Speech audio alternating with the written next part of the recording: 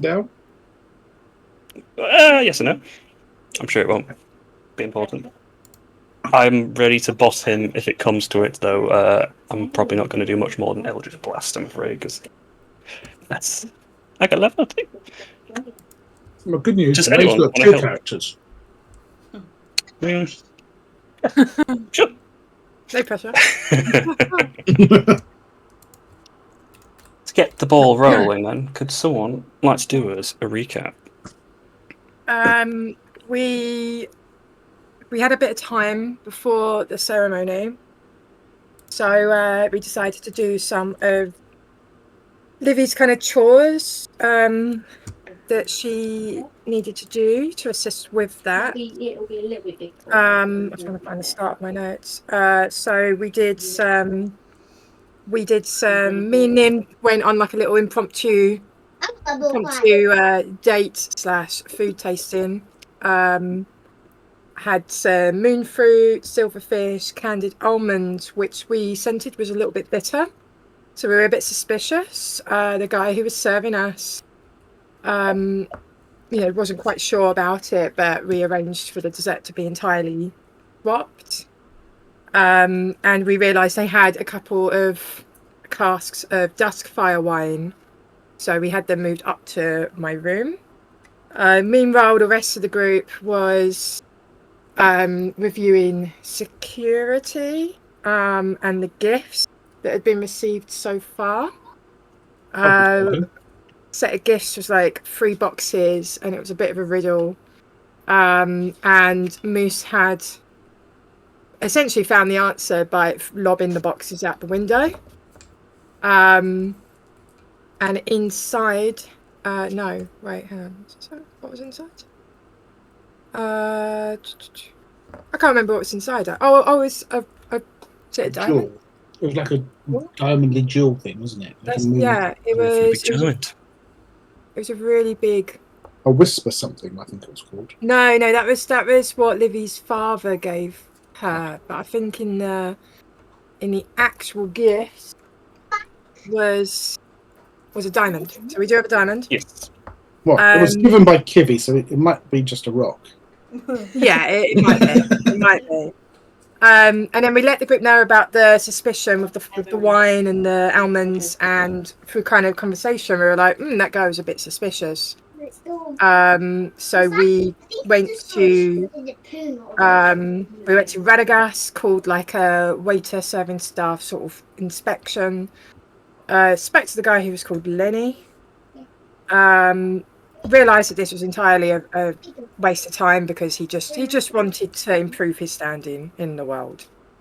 So we kind of felt like we prepared as much as we could.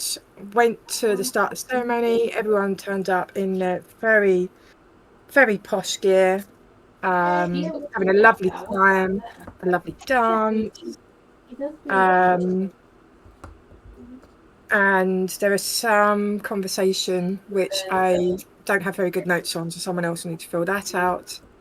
My father gave me a necklace of crescent moon gems, which is essentially a whisper pin that my mother had for her ceremony. When we then started the ceremony, Livy is chanting. And suddenly all the colours inverted, and bad guy steps out from the instruments to ambush her. That's all I got. There we go. No, that was lovely. Thank you. You'll give yourself some inspiration for the session. I'm sure you will need it. Keep it in mind. Only for one of your characters, mind. Okay, I'll just put it on my notebook. Yeah. I noticed at the end of the recording of the last session, I'll start to cut out. So if that happens again, so as soon as you can, I don't mind you interrupting, but I know how to fix it. But I only find out until someone tells. You are kind of doing it a little bit now. Hang on. If I do that, maybe it will help. Can we do it while we're dying? To buy some time. Literally, if I'm on the browser for Roll20, that's what causes it. So if I just close it and then I'll hide it. It fixes itself. Okay. Wunderbar. Well, as the evening of the Ascension ceremony comes to fruition, yes, the double base had opened up, and from within it came a tall, sharp-dressed man with a wide-brimmed hat that you all know as Malachi Northorn. Well, well, well, if it ain't my favourite bunch of troublemakers. Y'all look pretty tonight. Silks, silver, and all them fancy manners. Almost make a fella forget how long we met. I was running from you from Dustfire Mansion, wasn't I? Those chains and cages. Humbling, I'll admit, but look at me now, huh? Free as a bird. Or maybe a nightmare. Ain't he a beaut? He's been waiting on me all this time, patient as a preacher on Sunday. Oh, he's... The Dark Order sends their regards, by the way. They love it before. Me? I'm just here to make sure the show's unforgettable. You'll think you tamed me before? Guess again. Ain't no chains gonna hold me. Not now, not ever. And you, the ones who refuse to sleep? The wolves too stubborn for the lullaby. Well, not... I get to hunt. Now don't take it personal. I do this with style. I do this with charm. But make no mistake, I will enjoy every damn second. So what it'll be? Dance with me? Or try and bite the hand that's fed them? And you will make no mistake. I'll savor watching you scramble, watching you strain, watching you fail. Stop me, well, I'd hate to see the disappointment. This is when you realize moonlight ain't gonna save you time. And with that, I'll need initiative. Livy, you can do your initiative thing, can't you? Do it yourself. Oh, it's bad. Well, I was gonna check. So, am I rolling initiative for both Livy and Orkishu today? Well, this might be yeah, you will be at the moment, but this might be a tip point. Can Liviana, does they need to see a person to be able to give them the bonus on the initiative? Because you are currently clouded in a aura of darkness that seems to center on the nightmare now. Touch them. Okay. So I can. You can give it to yourself. Yeah, I could touch my. That sounds bad. I can give it to myself. It's all bad. But yeah. Okay. And what I will do.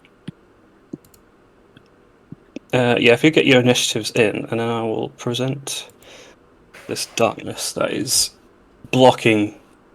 So it's this sort of dark shadow that spills out from the central. So this winged nightmare creature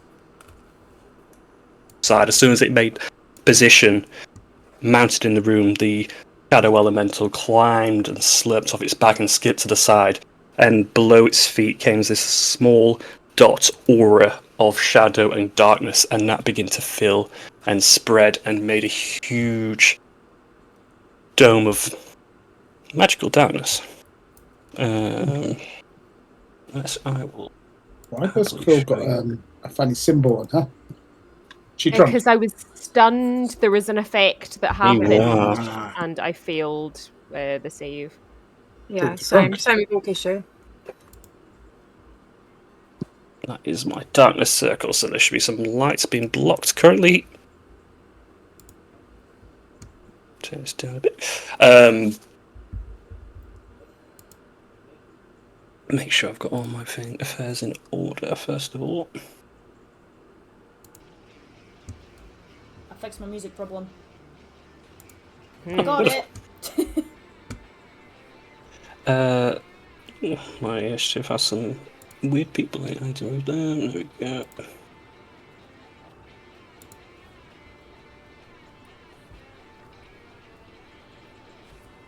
You know, it was empty a second ago, and now I've got 2 versions of Quill in there, so let me just give it a 1.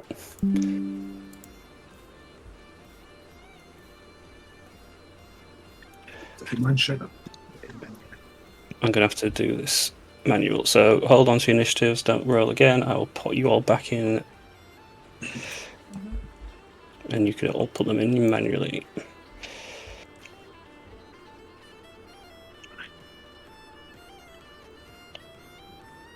Get in, you fucker. You keep disappearing. Better. Better.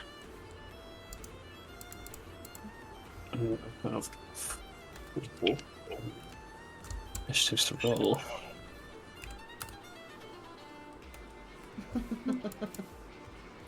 Tune is good. Hmm? Tune is very good. It is. Take my initiative. Take it. Yeah, I had to click on that so many times for it to do something. Maybe if I'm inputting stuff, it sometimes gets confused. Things at 20. It should be in there. There you go. I'll do a moose one because I didn't see if he did one or not. Yeah, I'm gonna assume he's just lurking. 6. Good.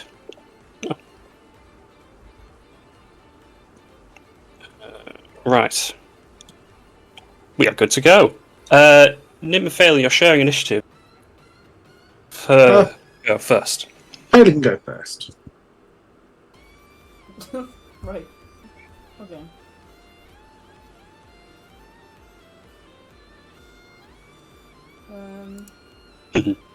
Alright. But yes, everything inside the dome now that in front of you has just gone black. Be handy if we had known that it's in magical darkness, wouldn't it? Wouldn't it just? Okay. What I am going to do, since I can't see at the moment, I am going to cast protection from evil and good on myself. Okay, concentration. Go ahead. And then we're going to take a look. Disadvantage on attack rolls. And then we're going to take a little run, I think. Same here. Yep. If you were to look around, the guests at the other table are all this reverse tone colour as well. Colours have also inverted, motionless and still, apart from yourselves and Kishu. Oh yeah. Right, let's go 5, 10, So Novus is vulnerable. 40, 35.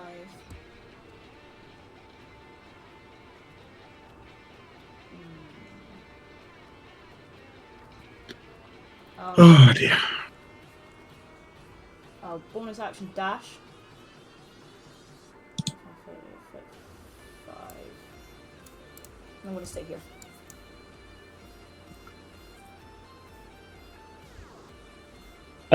Perfect. Yep. Okay. Yeah, you finally position and casting some protection magic to start. Nim, second. Okay, first thing I'm going to do is activate my blade song. Yes. And then screaming Livy's name, I'm going to run straight in there. 5, 10, 15, 20. 25. Well, now you have passed this opaque wall that you've run headfirst into, you can see inside the dome. You can see everything inside it. It's not completely dark in here. It seems to be a bubble of some sort. Okay. Well, in that case, I might cast a spell. I didn't realise I'd be able to see. Seeing that Livy's okay, I shall cast a spell. Yeah, I'm going to cast Still Wind Strike. So I'm going to target Malachi and the 2 demons. So I can pick up to 5, but those will do. Yeah. So a roll to hit. Malachi, Yes. 21. Elemental 1. 23 and Elemental 2. 24. Let me start from the top. Yes, Malachi is a hit. The Shadow Elemental is a hit, and the Winged Knight. Okay, well, they will take this much force damage. Oh, that's a good roll. 48 points. Wolf. And I'm going to choose to teleport next to Malachi because I can teleport within 5 feet of him. Sure. And that will be my go. Go for it. I don't know how to move. I tried to move. I can't move. You're probably stuck in the wall. I'm stuck in the wall. Yeah, thank you. Me. Do me a perception check before you finish. Okay. That's always worrying when DM says that. 18. So okay, as you teleport closer to Malachi and it gives you this very stern and almost cockshy smile, you notice to the left of him the person who's playing the double bass. The colour has not left their body. The drow. Just Okay. something to bear in mind. Orc issue. Orchestra is stunned from the failed wisdom save Yes. last session, so he can't do anything right now other than look in horror that something has actually happened. Yeah, so from you hadn't fully succumbed to this colour inversion or whatever was going on, sort of like made its way up your legs, but you managed to shake off anything permanent, but it still stopped you from doing anything urgently. But it'll just be for that turn. Malachi, who's got Nim looking mighty close. I wasn't expecting to get someone so brave, so handsome. I'm going to need you to make me a wisdom save. I'm taken. 20.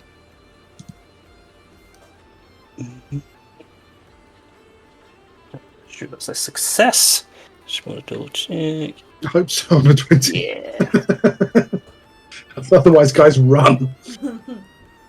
This was Dissonant Whispers, which you Okay. know. You should know very well. You made the save, but you will take some damage, which will be mitigated. It is upcast. So half that down to an 11 of psychic damage. Okay. Ouch. As he tries to get you questioning. But he's right up against you, and so he's going to try and move away. Okay, I'll get an attack opportunity, I believe. If you want it. Do I want it? I don't want to save it for a reaction later. No, I'm gonna. No, I'm gonna let him go. No, I'm gonna let him go. Okay. Just in case I need to shield. Okay. 10, 15, 20, 25, 30. He, from what you can see, runs towards the broken canopy windows, and he starts to pull the flute in his pockets to his lips. That will be it for him. Liviana, you are in the centre of this. Can only see what's inside. Do I have any limitations? Am I still chanting, or? It's up to you. You started this in your chant, your prayer to Oberon as part of your ritual, and you were told on a number of occasions that it was very keep the chant going as long as possible, or at least maintain it. So it's really up to you. Sorry, Jordan, you've cut out there, so I don't know if you said anything else. Motherfucker. You were told by at least a couple of people that are very close to you that keeping the chant up was very important until it reached its completion. So it's up to you whether or not you break that. She doesn't want to break it right now. The problem is Consider all it my like a spells... concentration. Is a concentration, okay. All my spells are furball, so it really limits me. But my eyes are open, so I can see everything within the sphere. Oh, yeah. What I'm going to do then is I am going to use my Pose Feather sword. He would have been like a little raven that was sort of flitting around me. And I am going to throw it at this one here. Okay. So I remember last time I've got to roll the for hit dice, but I've got to also do the +2 because it's being I know +2d6 because it's being thrown. No, +2 to hit. Yeah. So initial hit, and then the +2 to hit. Why has it done that? Sorry, that's done that wrong. If it's 13 plus 2 is 15 is what I can see. Yeah. Is that correct? Yeah. That would miss, I'm afraid.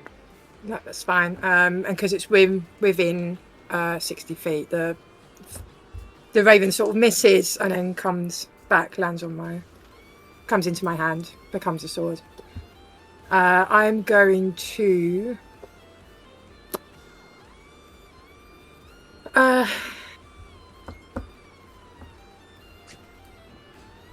don't want to leave Nim or my father. I wouldn't stop the ritual. Would I know if the people around us can be moved? Are they entirely frozen? That'd have to be something you'd have to work out. Okay, so I would attempt to take my father's hand and try to lead him as I move. 5, 10, 15. Do me a athletics check. Yep. Well, now you roll good. 21. So you can pull him by the hand, but it feels like pulling stone, and as you drag him, you find him not getting up out of the chair, but you find yourself physically dragging him in the chair along with it. So you will be able to do so, but you're dragging him along. You're about to get 10 feet of movement. That's fine. That's all I wanted, really. If I'm allowed 10 feet, if I could move him here. So I just wanted him not directly so close to everyone. Well, you're dragging him behind you. Yeah, So true. Yeah. So I've got another 10 feet of movement, so I can move again. Oh no, you've only got 10 feet if you're dragging him. Oh, okay. That's fine. I can't move him anymore, and I can't move at the moment, so I'll just have to try again my next turn as well. That's it. That's my turn then. Okay, thank you. I'm worried about the cutting out now. I'm switching back between tabs. This will help.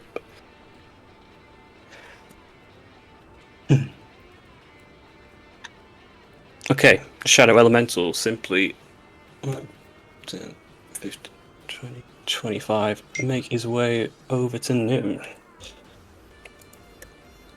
Fairly sure this is the roll. Yep, the Shadow Elemental looks like it's going to make a melee spell attack against you, which is Inflict Wounds. Is that a save or an AC? It's an AC, a spell attack. Okay, let him try. But it is a 23 to hit. My shield will pop up. Ping. Okay, reaction used, and the shield pops up. Yeah.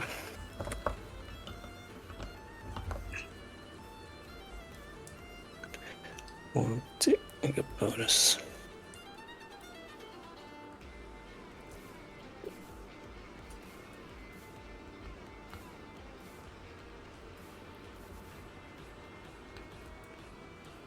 Sorry, just reading something. I'm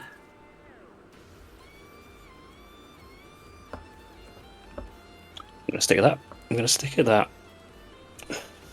Melvin, who is going to cast some Eldritch Blasts into the darkness again,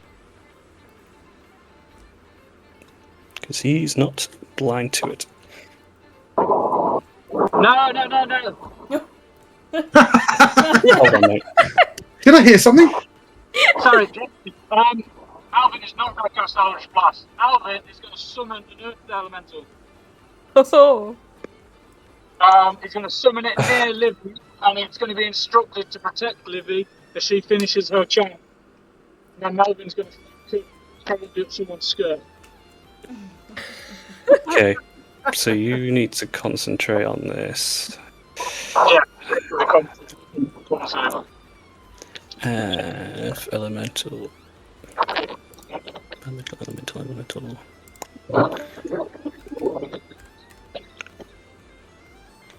It's picking one of the elementals I didn't have. Well, for now, you can have a ruin elemental. More or less the same thing.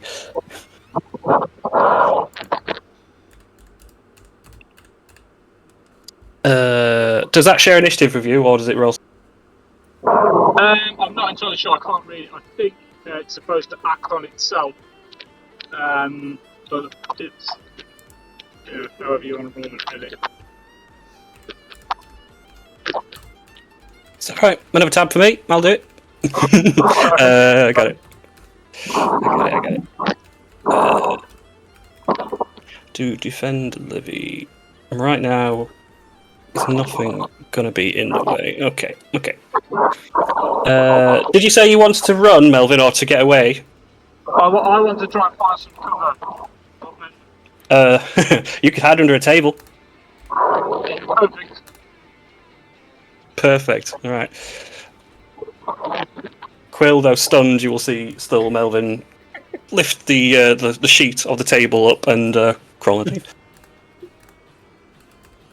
But as your turn comes around, you're sharing initiative, so it's fine. Yeah, you're stunned. Again, the colour inversion that was happening on you.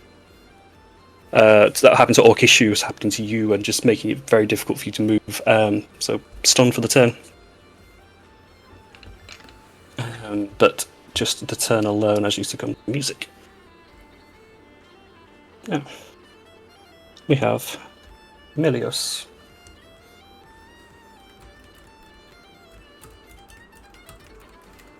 Who's going to come in on Unim? He pulls his... So he was pulling the blade of a long bow string, and he will attempt to cut you with it. Not very nice. Done nothing to him. He has a natural 20. Okay. So he will cut into you for double the damage. 13 points of slap.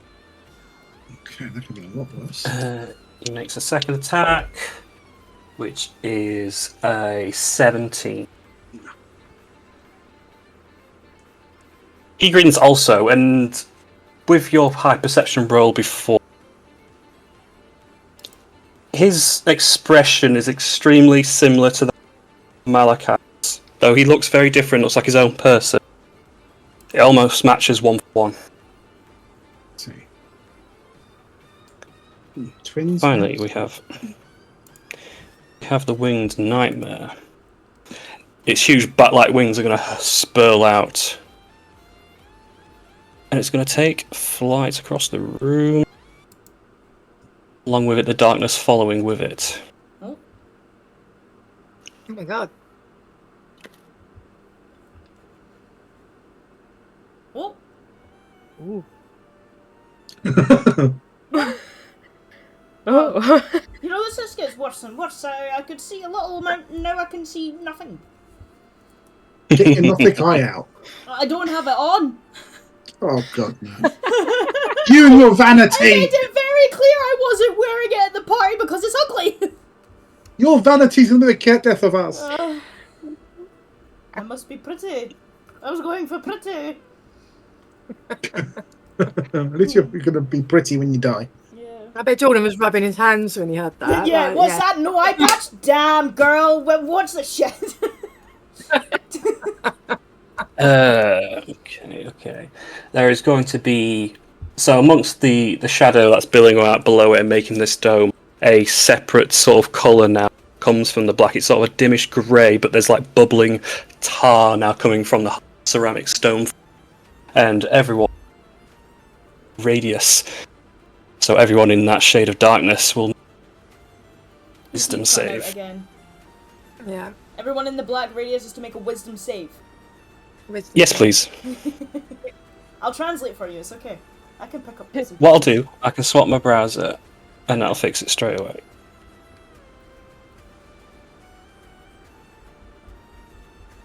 I should be fine for now. It's just there's a lot going on the Beyond 20. Yeah. When I get my new laptop, hopefully that will fix everything. Ooh. Treat yourself. I'll go ahead and roll for the moose. Wisdom saves. Plus 3, 13.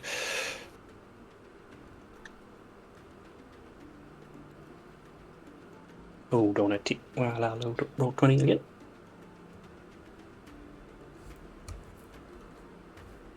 Can't kill you if I can't see you.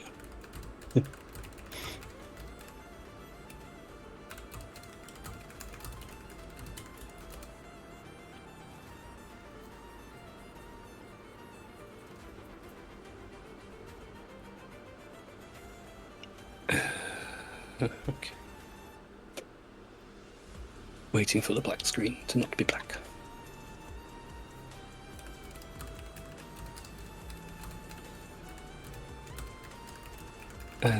Okay, back in the room.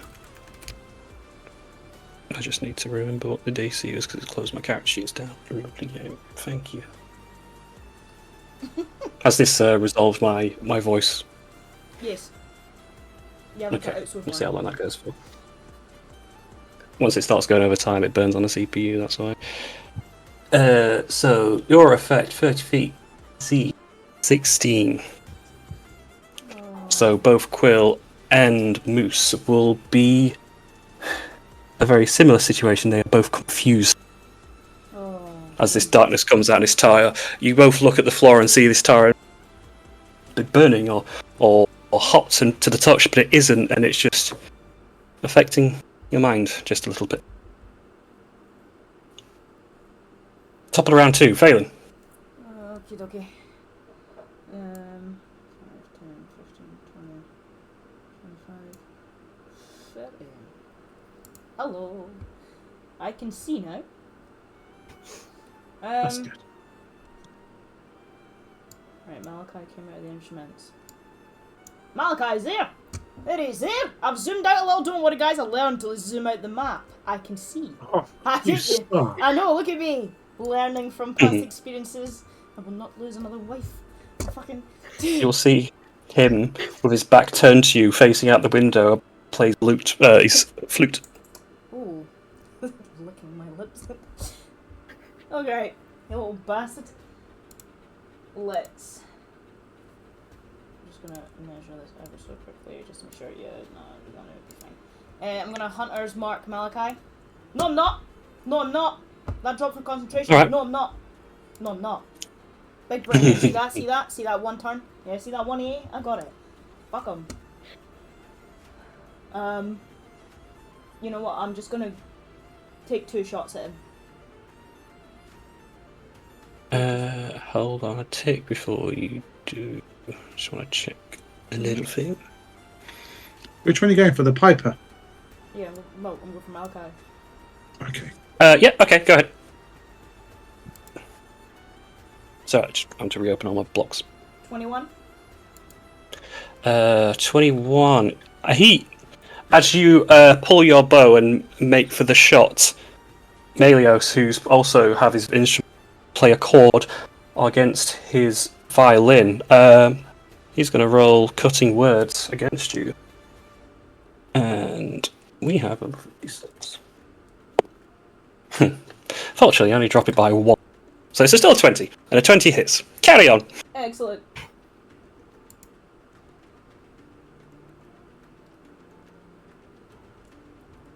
Take what you will from the damage pool. I don't see you've got advantage on anything, have you? So okay, yeah, 12. Yeah, buries into his shoulder, and you see him flinch as he's about to play, but does not turn around. He's focused on whatever he's trying to do.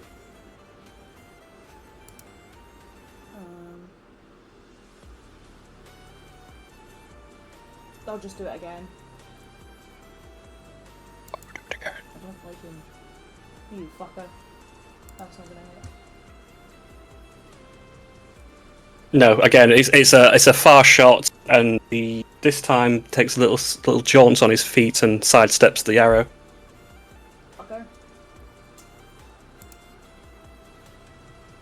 Alright.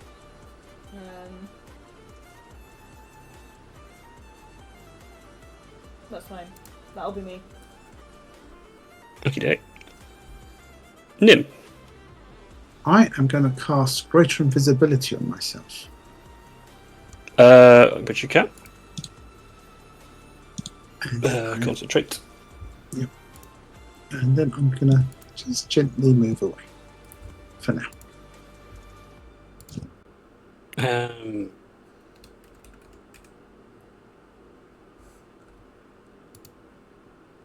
Yeah. I don't see an issue here. I was just checking certain sensors. Fair enough.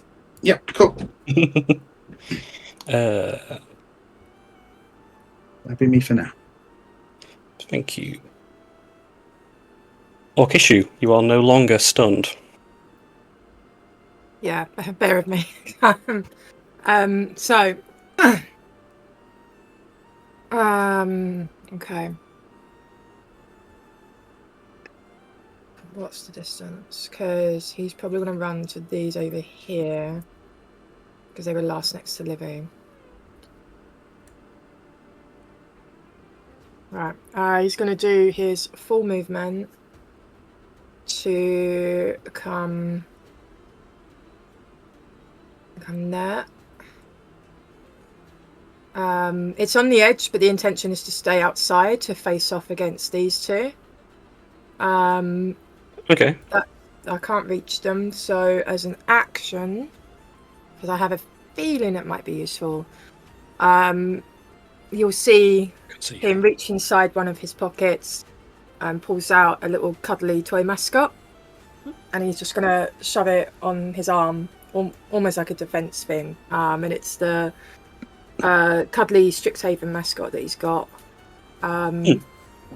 So it will just help me ward off fear if that ever comes to it. It's the plush soft toy of Star.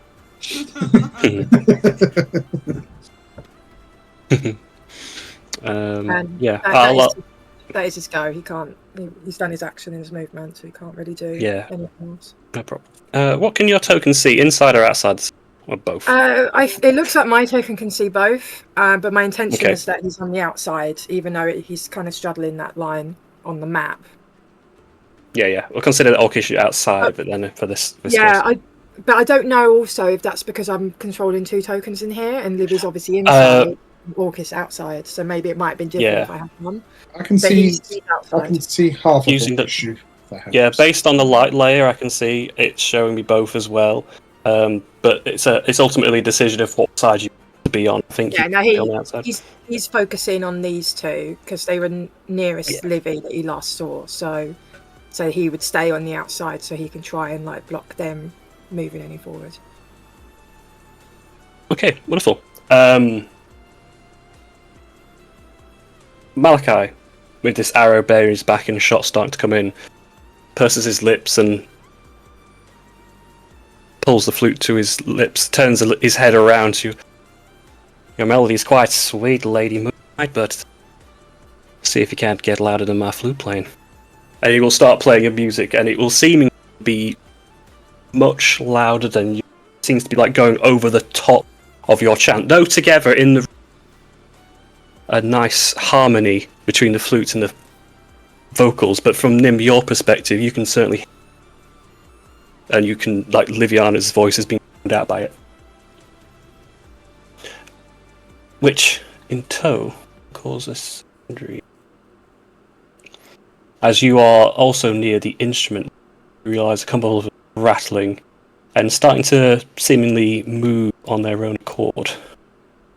So much so that they float and start to dance and hover around you.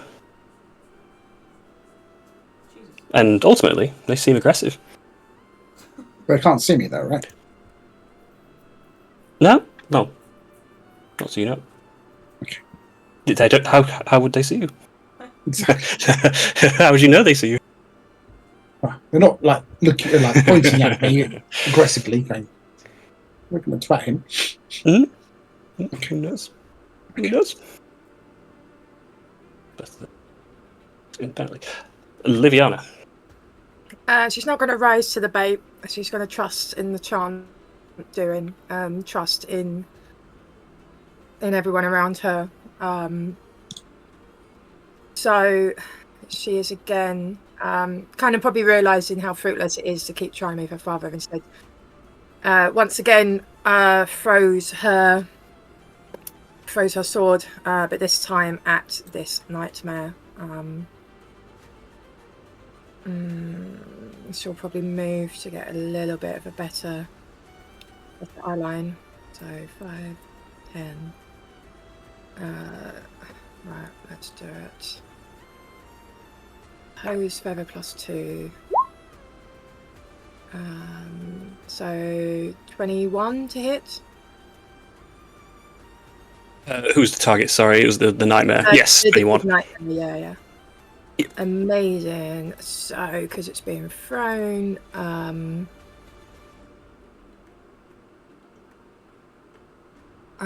so it gets plus 2d6 piercing if it's thrown along with the normal thing. So I'm going to do the extra 2d6 separately because Roll20 isn't doing it properly. So that's 19 damage from the raven sort of slicing in and then circling back to me. Perfect. As one of my, I'm just double checking, as one of my feet. Where is that? Sorry about this, guys. Sorry. Hey, don't worry. I haven't used plenty going on. Libby for a while.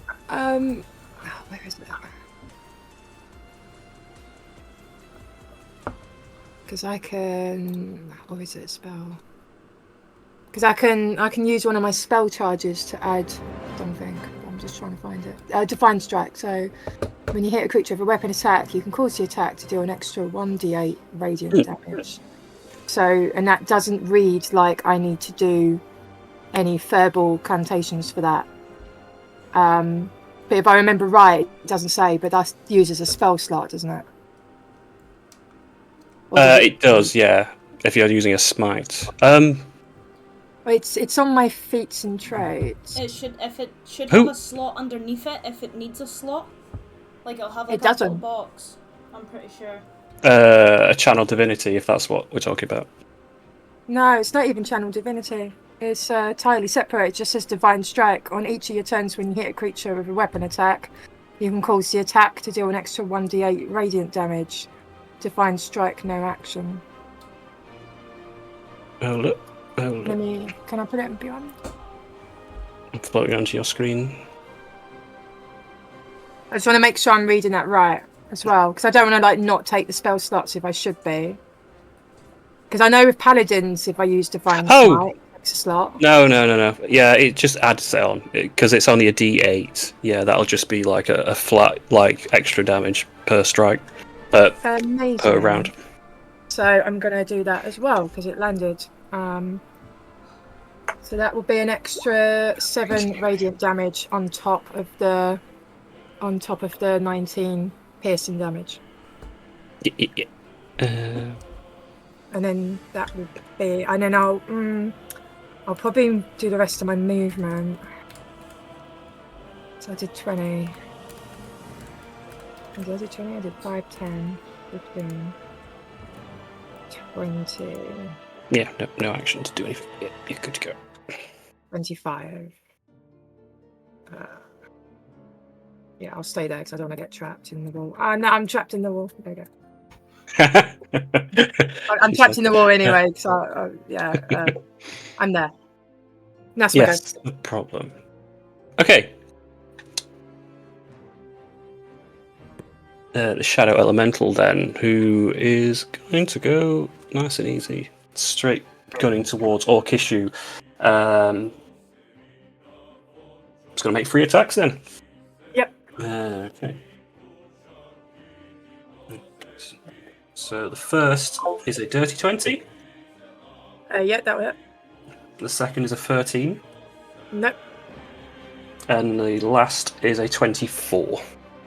The first and last will hit. Okay, so there is a claw strike, which does for necrotic. So the first claw rends onto Orc-issue and do 13 points, mixed between slashing and necrotic. The next one is a Shadow's Embrace, this one that hits as well. And it's sort of, though your mascot's on your arm, your courage is bolstered, you do feel this darkness consuming your body a little bit, and you'll take 13. Some of the shadows that are beside you while you're outside the circle latch, biting like gnats, like a swarm of gnats from the dark. We have the elemental done. Melvin, who is Compos Mentis underneath the table, confused.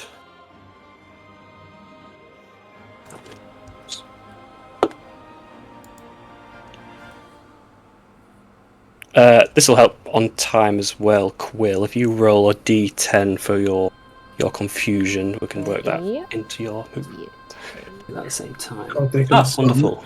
They're going to start making Creatures that out. move or take actions. So Melvin is frozen underneath the table. The Earth Elemental is to protect Livy, so it can move through spaces, but it's going to struggle. It's going to have to get to there, passing through the spaces and shifting. And it's only got melee attacks, so I'm not ranging anything. Okay, Quill. You rolled a 3, which is the same result as Melvin. I'm afraid the creature doesn't No. or take actions this turn, so you can take a bonus if you've. Yeah, let's do a rage as a bonus action because this thing is really close. So that seems like a good idea. Yeah. So she can't yeah, I move, think- but she will grow to large size, and her reach increases by 5 feet. Yeah, perfect. Yeah, that's.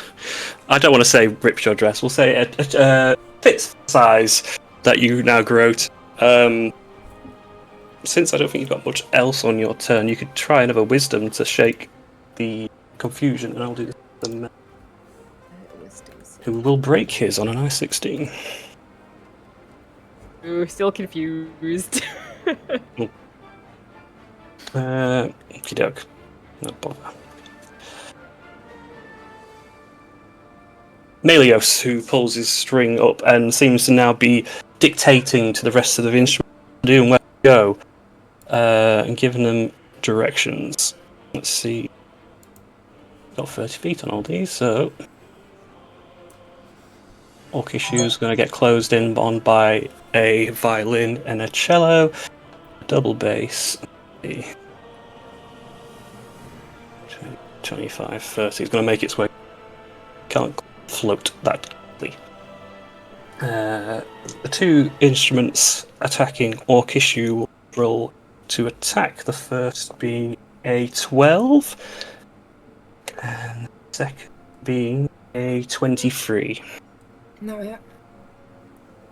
23 does not hit? Oh my gosh. No, 23 hits. 18. The Oh. first one doesn't, but the second one does. Yes. That's okay, that's fine. So the larger instrument just comes floating in and crashes against you, dealing 7 points of bludgeoning. 7 points, yeah. Yes. Yep.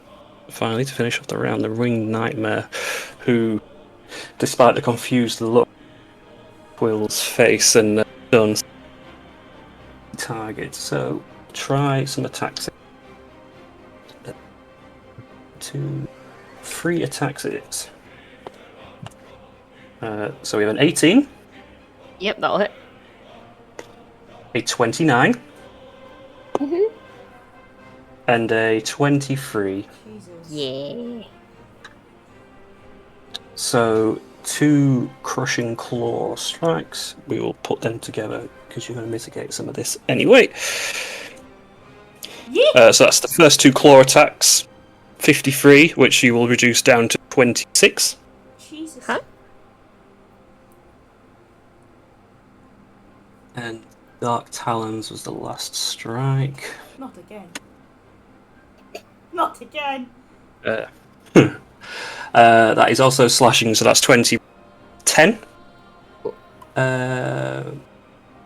And as you are stunned and shaken, and this thing rips it, grabs each of your arms, and its claws dig into the flesh of your arms and grapples you. You are also restrained. Oh my god. Awesome. Leave the woman alone! I've done nothing. Oh my god. Oh no. Balin, How top do you of the find the round. adventuring life, Quill? Is it for you? Yeah, this is gonna be brilliant. Can't wait for Quill to die and us go, fuck's sake, not enough. She just wanted to have a good time, and what's that? We brought us fucking brilliant. Brilliant. You fight the biggest guy in the room, I'm afraid. The biggest guy in the room came to her! She didn't even move! She didn't even move! She's not moved! Oh, fucking hell. What the fuck's this instrument again? This is fucking... It's a double bass, and it's coming to get you. Nah, I'm not asked about a bass. I'm not asked about a bass at all. Shot at Malachi. Yeah. 28. Yeah. It's not moving out that one. 12. Ooh, so... No. Advantage still gets at 12.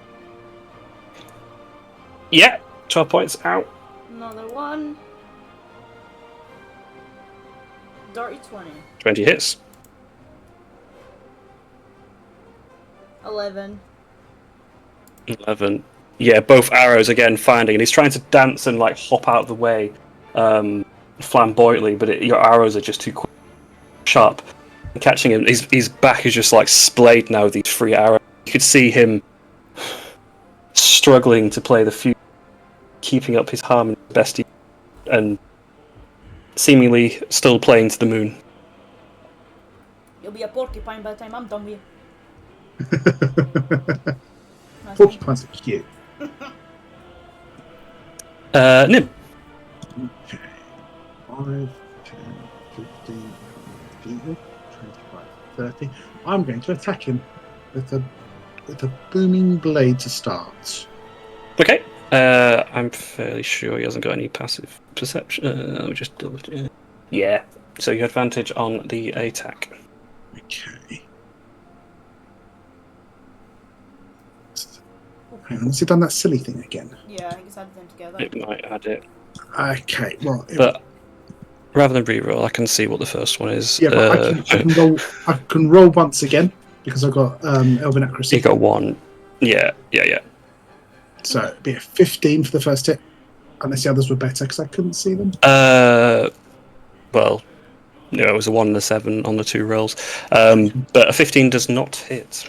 Okay, second attack. That stupid bastard.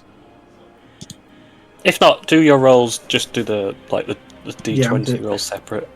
Yes. Oh, I've got a crit on Awkward, that one. Yeah. So it's a crit. Yes. No, do So it's that. just ugh. So was it double the dice? Yes, double the die. So he's got great 8 plus 7 is 13 points of piercing because it's a vicious. Unfortunately, you rolled a 1 on the damage, so the dice is 1. So it's actually 5, if I'm reading that correctly. If you rolled the d8, you rolled a 1, it's double the die. Oh, okay. So it would be 2 plus 3 plus your 7. So we got to 9. And Is there any? doubled. No, this one is up. Boom. I critted, so doubled as well. No, I'm getting confused. No, just dice rolls are doubled. Yeah, that's right. Okay. 30. 13. He's going to have to consider the concentration. Yeah. Doesn't know, and his blade does wisp out to die. It's a of a blow, but he doesn't even notice. He sort of cuts across the cheek. This sort of nose. Wholly focused on what he's doing.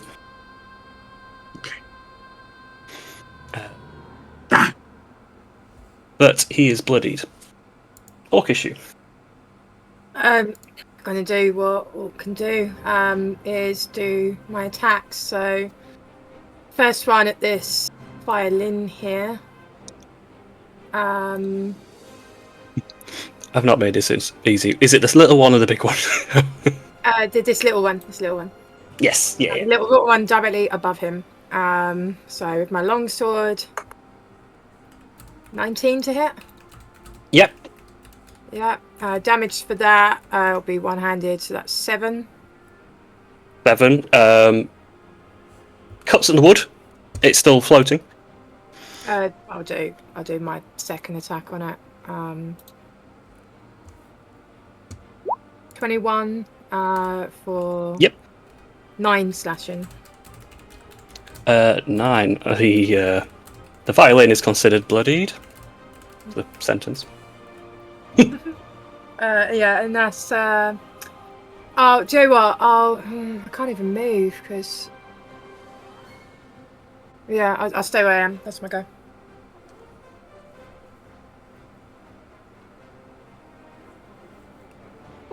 Malachi, who is still playing and doesn't know about what is cutting him up, he's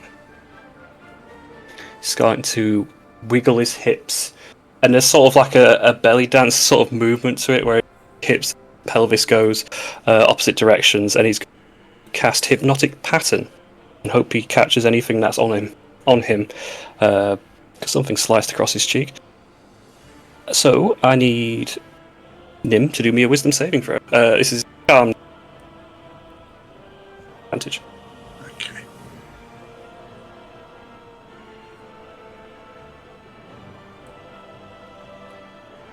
$22. Yeah. You are not put off, distracted, or allured in any way to this dancing, and wholly focused on what your job is. Did he have That'll to be stop Malachi's playing turn. his thing? I mean, is it a verbal, that one? Or not? He hasn't had to stop.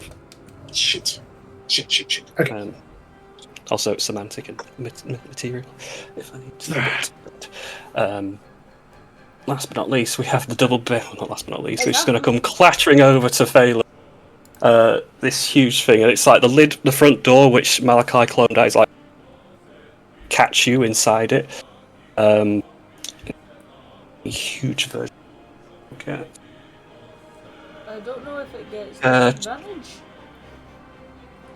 Because I don't know. It is considered a construct while it's animated. Yeah, it's fine. But it is a 23 to hit. Yeah. This big old instrument come clattering at you.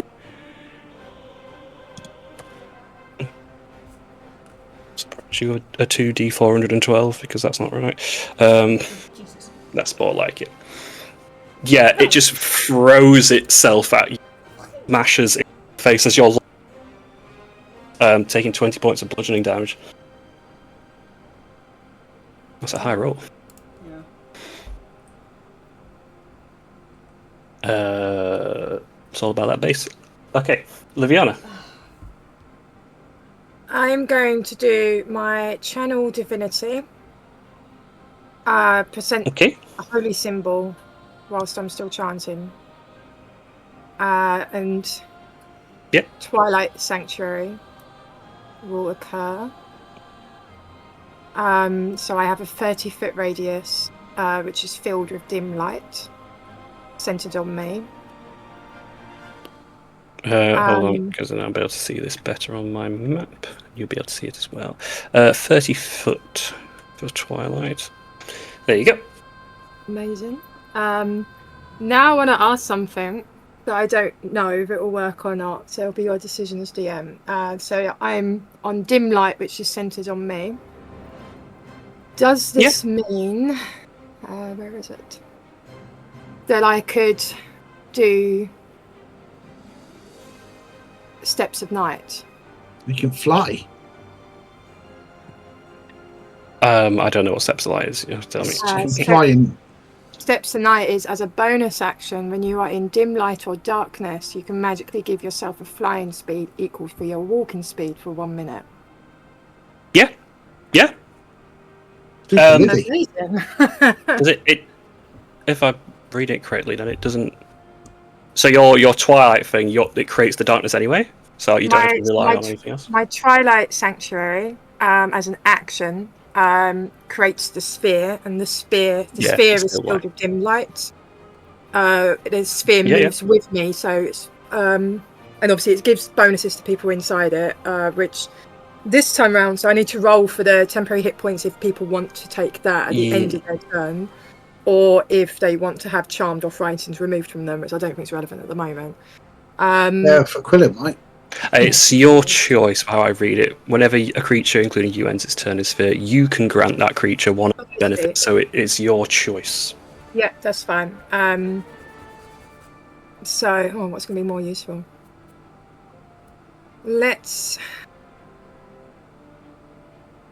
It reads that I can choose each round what benefit I can give people. Yeah.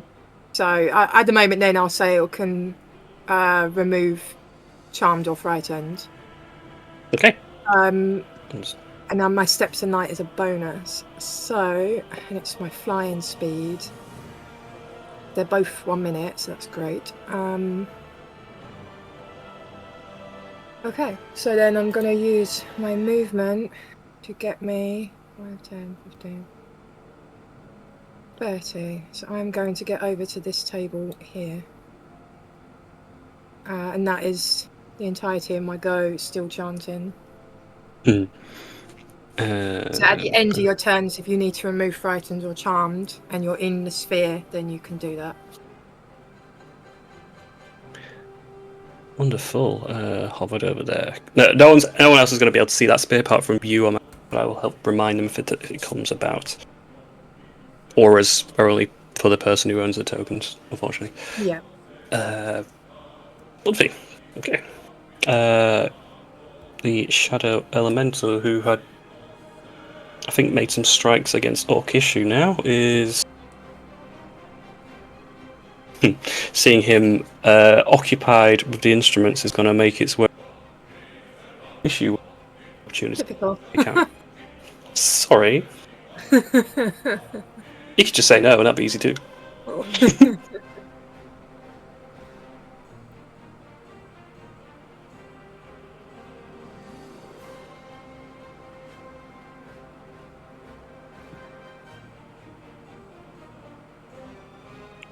The shadow's going to find more home with darkness than anything, so it's going to come crawling on over to you.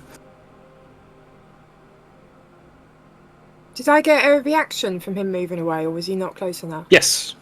Oh. Yeah, I thought you said "God damn it" as if you had to swap sheets. Sorry. No. I meant like, he's coming over to Livy after I just did my Twilight Sanctuary. Okay. No. Let me do my one attack. 23 to hit. Oh yeah, certainly. With an 8 slashing damage. 8 it is. Yeah. Your long sword cutting the Shadow Elemental, but it scuttles away in this now dark aura. I'm trying to remember if dim light makes it difficult for you to see, but I'll worry about that in turn. Because it might be obscured. Shadow Elemental is going to make its 3 attacks against Liviana. Starting with a claws, which is a 9, any 15. No. And then follow with its Shadow's Embrace. Oh, a bit better, 21. Oh, just. Okay, again, so the shadows you're creating, little gnat things come flying out of it and striking 16 points of necrotic damage. Yep. It's dim light. Yeah.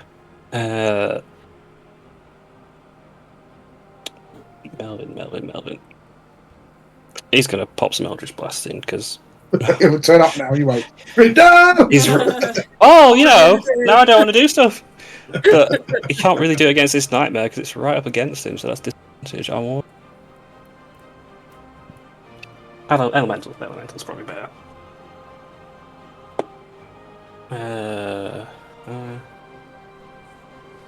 What's his modifier? Oof, now I'm hopping back between sheets. This is why I do not like playing other people's characters for them. Puts them in the crosshairs, and I hate it.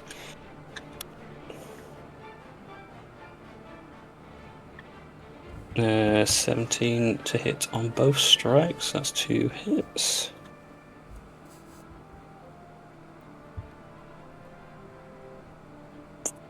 Total of 21.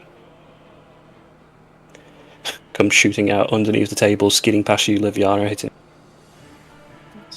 your feet. Quill, you are still under the effect of confused. I need you to 10. D10. Let's see what it does this time. Ooh, that's a good number. The creature can act and move normally. Go, go, go! Awesome. I would very much like to hit this big motherfucker that's in front of me, please.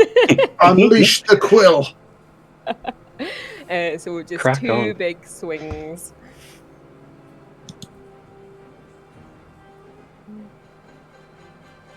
It's 17 to hit for the first one. 17 does not hit. Oh, flip, I should have gone reckless. Never mind. Next time. It's because I've been stunned for so long, I forget all the things. That's a better number. 28 to hit. Well, hang on. Is that counting in your rage plus 2 or whatever?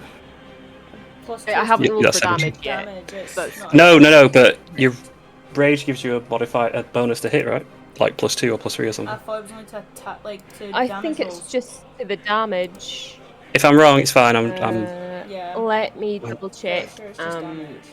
Features and traits. You get advantage on strength checks and saving throws, It's just an and extra plus damage. 3 to melee damage. yeah. So, yeah, Gotcha. it's just the damage. Okay, but 28. 28, very happy. It's lovely. Sorry, I don't want to lose you some points. If you No, it's good because new character, new stuff. So, Yeah. Melvin has so 18 Incinerate plus as a the- scroll if needed. What did that? 21. Wait, It did it, the 18, did and then that added the add 3. anything? Unless there's like more to your giant stuff. Well, that's why I'm trying to double check what it all added. On the table, it says a D12, which is your great act, plus 6 is your modifier, and the rage. So Yeah. that's all I'm seeing right. Yeah, so that's the 18 plus 3, and it'll have the extra lightning damage from my giant thing, my elemental cleaver. So that is an extra. What is that? An extra? Giants. Elemental cleaver. There we go.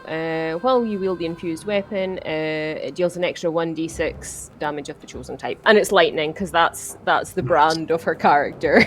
So that's an extra 4 lightning damage on top of that. 25 total. The first swing going a little shy, but the second swing certainly fine. Making up for lost time. The winged nightmare is bloodied.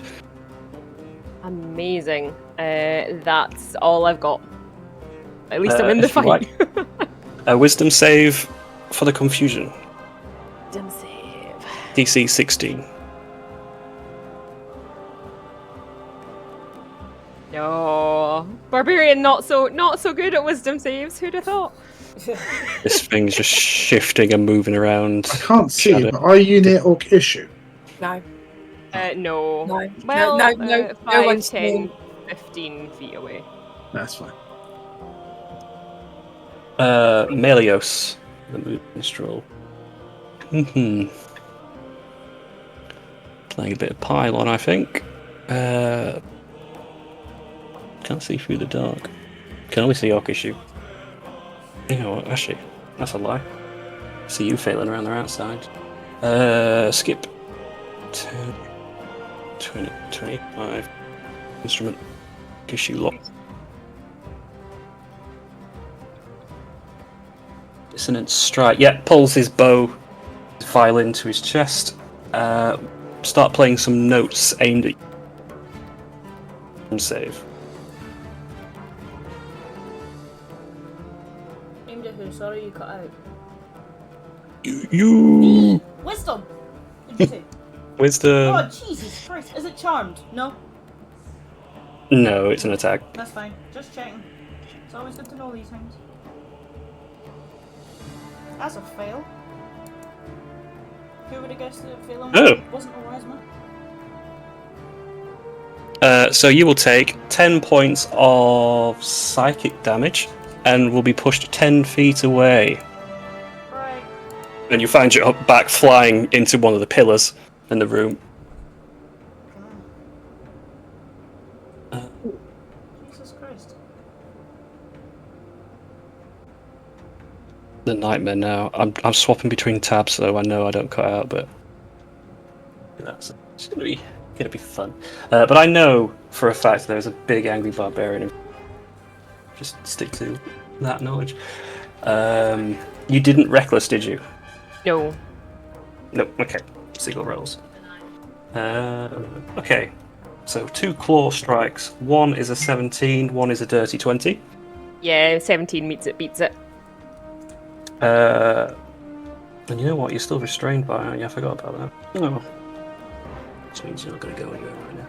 And we'll finish with the talons before I do the damage, which is 25 to hit.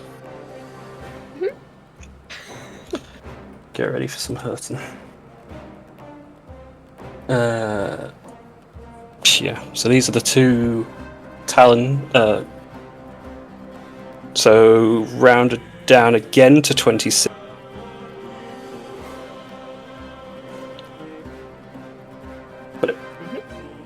Yeah, and then the dark talons. 21 rounded down to 10. How's she looking? Less than half her health now. Okay. Yeah. Very good. Very good, very good. Phelan.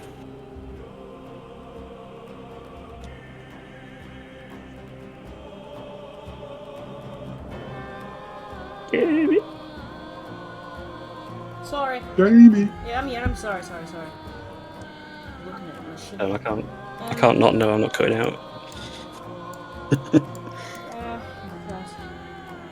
Right, well, there's a lot of things in our way. I'm not a fan of... I'm going to take a shot at him first. Go again. Yep. 23. Hits, and I think you'll be the first to hit him. 10 damage. Yep. He's got no. It doesn't seem like he wears much any armor. Oh, well, I'll pelt him again then. 15 weak though? He's going to use his cutting words reaction to reduce that by 4. Oh, We'll make it 11. And I will not take that second hit. Well, Melios will, yeah. Ponty smile on his face as he just sachets away. Yeah, there we go. Alright. Well, now I'm going to go on a run. Is that a bug? He can come and get me. Here we go. 5, 15, 20, 25, 30. And bonus action dash. 5, 10, 15, 25, 30. I didn't do 35 last time, I did 30. There we go. I'm on the outside. I know it's clipping, but it's Okay. from what I can see, I'm outside. I can't see inside. That's fine. It just might To get be fair, it's a little off from what it should be. Hang on, this will help. So I have a template to work to, so it's just getting it lined up is awkward. So it should be like that. Okay. Nim. I can. I'll try and get him again with a booming blade. Alright, individually this time. Come on, you fucker. 19 hits. 19's the best one, so it's... Oh, for fuck's sake. 4 plus another d8 thunder damage. So it's... Sorry, my brain's not working. Plus 6, so 10. 10 points, it all matters. Yeah, and then second attack. 1, 2. 16's the best one so far. 16. 16's a miss, I'm afraid. Rolling really shit today. Okay.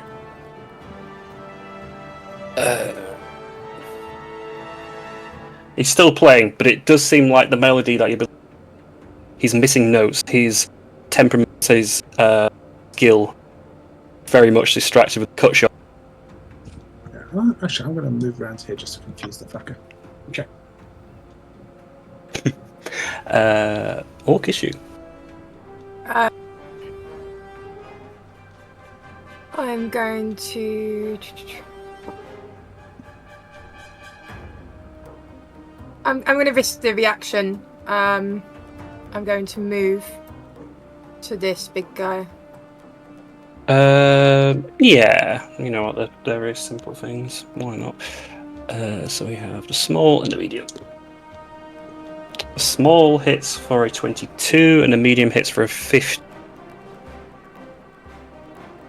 15. A 22 and a 15. 15 doesn't hit. 22 does. Okay, so the violin will catch you. D8. 9 points. Yeah. And then I'm just going to do 2 attacks with my long sword.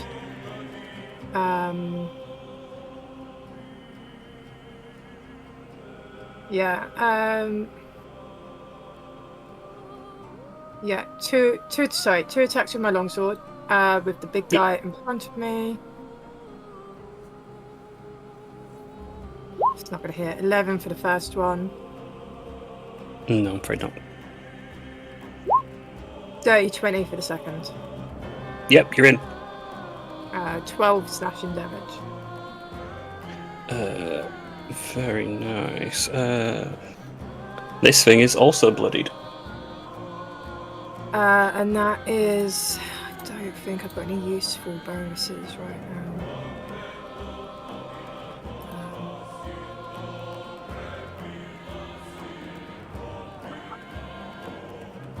Do you know what? Because it did land.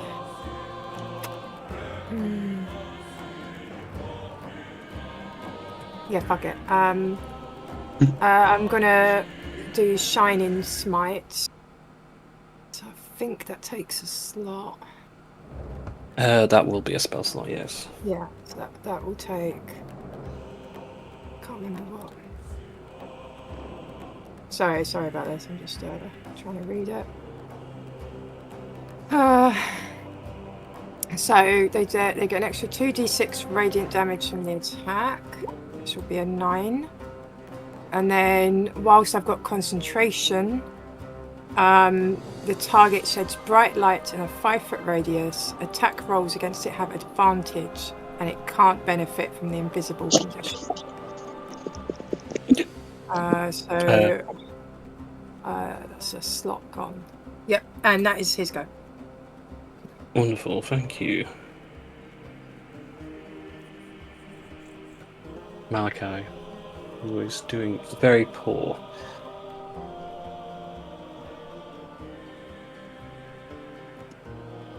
The tune on his flute will change, and now he's struggling with what he was playing has changed to something a bit more solemn, a bit more moving. Check the radius. Where's my measuring stick?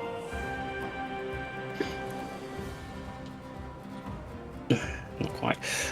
Okay. So, Nimas, you're the only one to be able to hear it. Wisdom save. Again, affliction, so it can... I'm going to do a counter spell on that. Might as well. It's not a spell. Oh, okay. Well, what do I need to do a wisdom save? Is it charmed? It is, I did. Yes. I've got a 12 and a 10. Do. So as the music plays and you he doesn't even wholly know how close or how far away. The words will curl around your ears. You are currently incapacitated. And Malachi can command you to move up to 20 feet closer to him, but Felching, you're right there, so I don't need to do about that.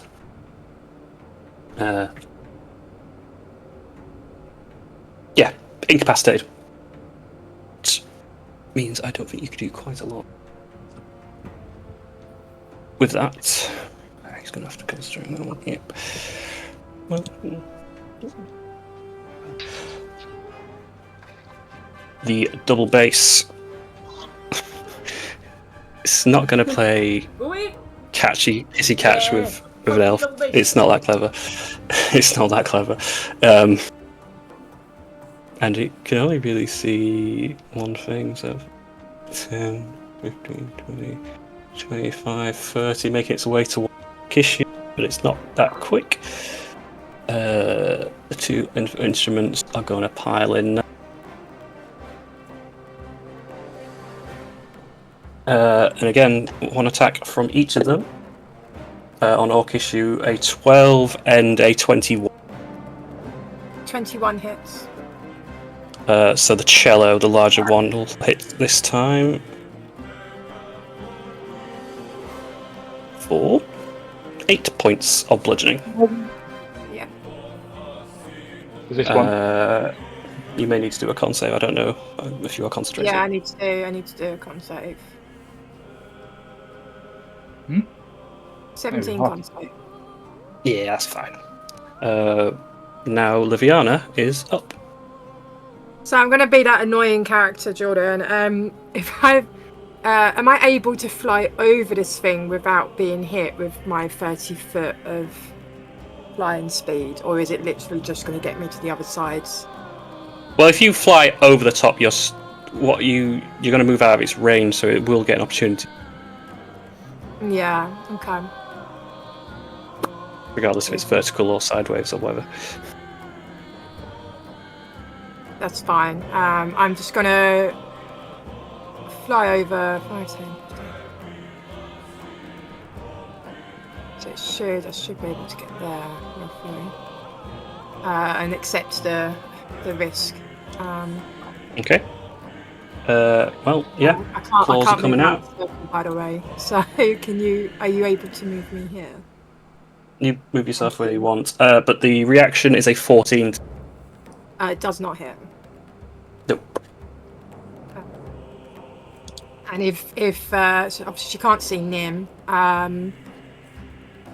Orkishu's just got the timer on, so she doesn't know if anyone needs hit points or charm removed. So she'll change it to. How does it work actually with this? If I can't see Nim, will he be part of the creatures that can benefit? Because he is in the radius. But It probably gets it. I think the wording won't specifically say a creature you can see. That normally doesn't work for aura effects. That's I think. You have to see the wording, but it should be fine. Yeah. Okay. I think because she wouldn't know that he's charmed at the moment, she would have probably, because she can only see Orkishu, she would just go for the hit points instead. So for the next round, if you're within the sphere, then you will, let me roll for temporary hit points. 13 temporary hit points at the end of your turn. But that counts to you, so you can get that straight away, correct? Now that, right, all I've done is move. Can't do any spells, but I can throw my feather. So distance-wise, Malachi is right there. I'm gonna throw Poe's feather to him and see if that will land. Probably not. So 16 plus the 2, 18 to hit. Just about does it. Wonderful. So that'll be the damage plus the 2d6. So damage.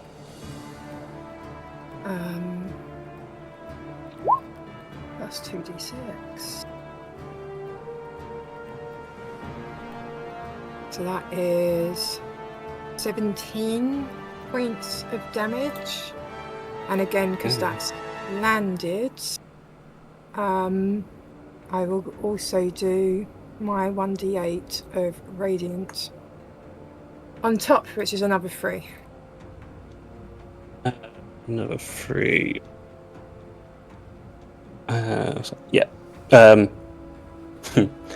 As your blade throws and catches him and flies back to you, he's still flute in the mouth, and there's blood sort of dribbling down his lips, and you can see now the steel of flute just coated with blood that's been...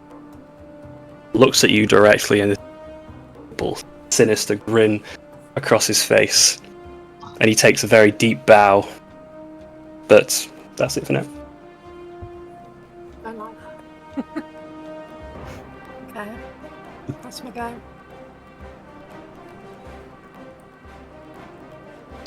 Shadow Elemental from behind is going to chase you, and I think he doesn't come out of Orkishu's range, so he don't get a reaction. He gets to make some scratches though. 3 attacks. So 2 claw attacks. There is a 15 and a 13. Neither hit.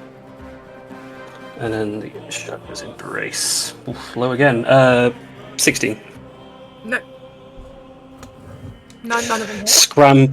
Scrambling and clawing at you, but this twilight coating you is providing a shield around it. Brags. Melvin, are you with us? I'm here, but I'm trying to load up. Do you need me to summarise anything for you, if I can verbally? I have no idea what's going on. Yeah, that's fine. You're stolen to a table, having the time of your life. Your Earth Elemental will be trying to chase Liviana around, but she's flying, so he's having a hard time keeping up. But yeah, and there's a big old winged nightmare poking outside of the table, having a big kaiju fight with Quill at the moment. I have no idea what I could do. My mind is just stressed out with this at the minute. No idea. What can I do? I'm gonna fucking punch it.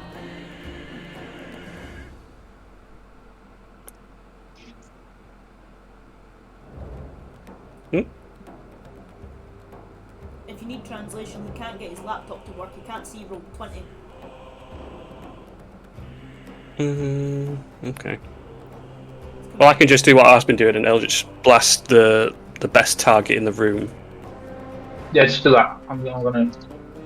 Yeah. Because you got one right against you, but I don't think it's worth throwing shots at that one. Disadvantage rolls.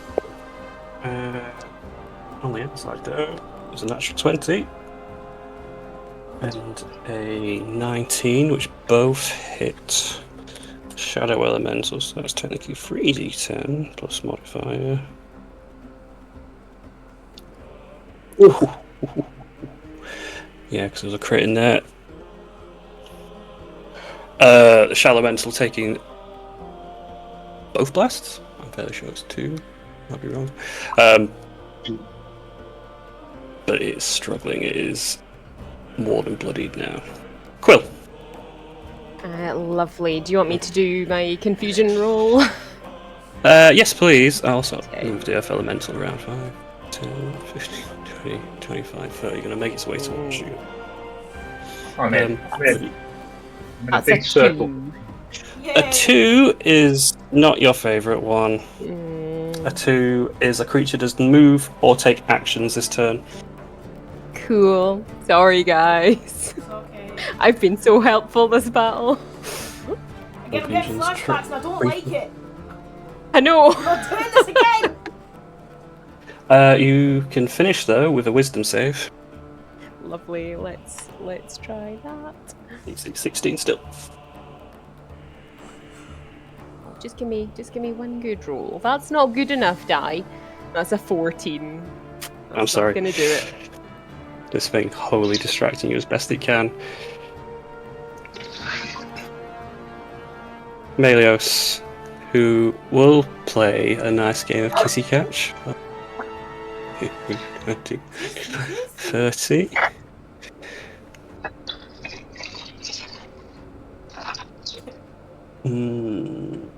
If he can see me, I can't see him. Just let me know. Don't you worry about it. I can check my own things, thank you. You know what? 5, 10, 15, 20, 25, 30. Nice full movement done. Nice dashed.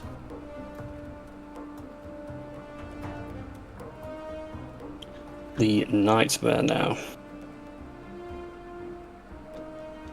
Well, I'm not going to do anything more than what I've already been doing. So, 3 attacks against Quill.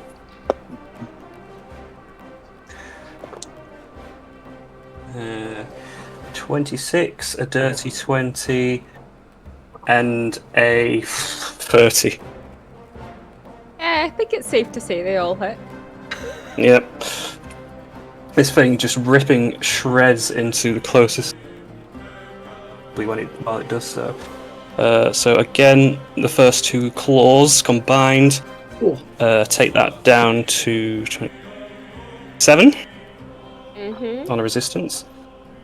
And then the final slash from the Dark Talons is 15 reduced to 7. I'm still standing. I'm looking wobbly, but I'm still standing. Jesus. Ow. Laying Looking real wobbly. But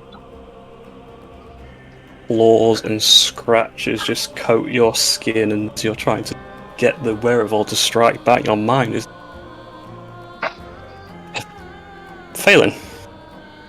Okay. Let's do what I should have done at the very start of the game, but as usual, I forget something. Because I can't be good all the time.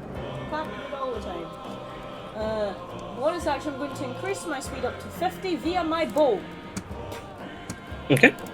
And then I take a run! Where are you running? 30, 35, 40, 45, oh fuck, 50, I've ended up in a circle, I didn't mean to end up here, now I'm here! You can walk through the dome quite easily, and then you can see what's inside it. I don't like You just can't see what's outside. Yeah, I don't like being in here. But my movements put me here, so I will deal with my consequences. And I'll take 2 shots at this big, nasty looking motherfucker. Yeah. Fuck that guy. 27. Yep. Do You I have an get- ally. Yeah, I was gonna say. I'll roll again. For the You do have advantage, but you do have an ally for the. You don't have advantage, but you do have a sneak attack. Oh, we'll just use that one for the second hit then. It's either advantage or an ally within 5 feet, which you do here. So that'll be for the first one. So that's 19 for the if you had the sneak on. Yep. And then the second All in. is 16. 16 does not. Yeah, that's fine. Here I am. You find yourself on the other side of the circle, striking at the nightmare. You can see Melios also in the circle. Not out of breath, but he looks like he's Oh god, he's in trying here. to. I didn't even see him. He's trying to douche you by jumping in the circle and going round. He didn't have to go around. Get through. Fuck. Nim, you I think are I can't do anything. incapacitated currently. So that means you can't take actions, reactions, and you are compelled to come closer, but you're as close as you can be. What you can do to end your turn, simply as you're struck by his melodies, make a wisdom save for the charmed condition. Yes, wisdom.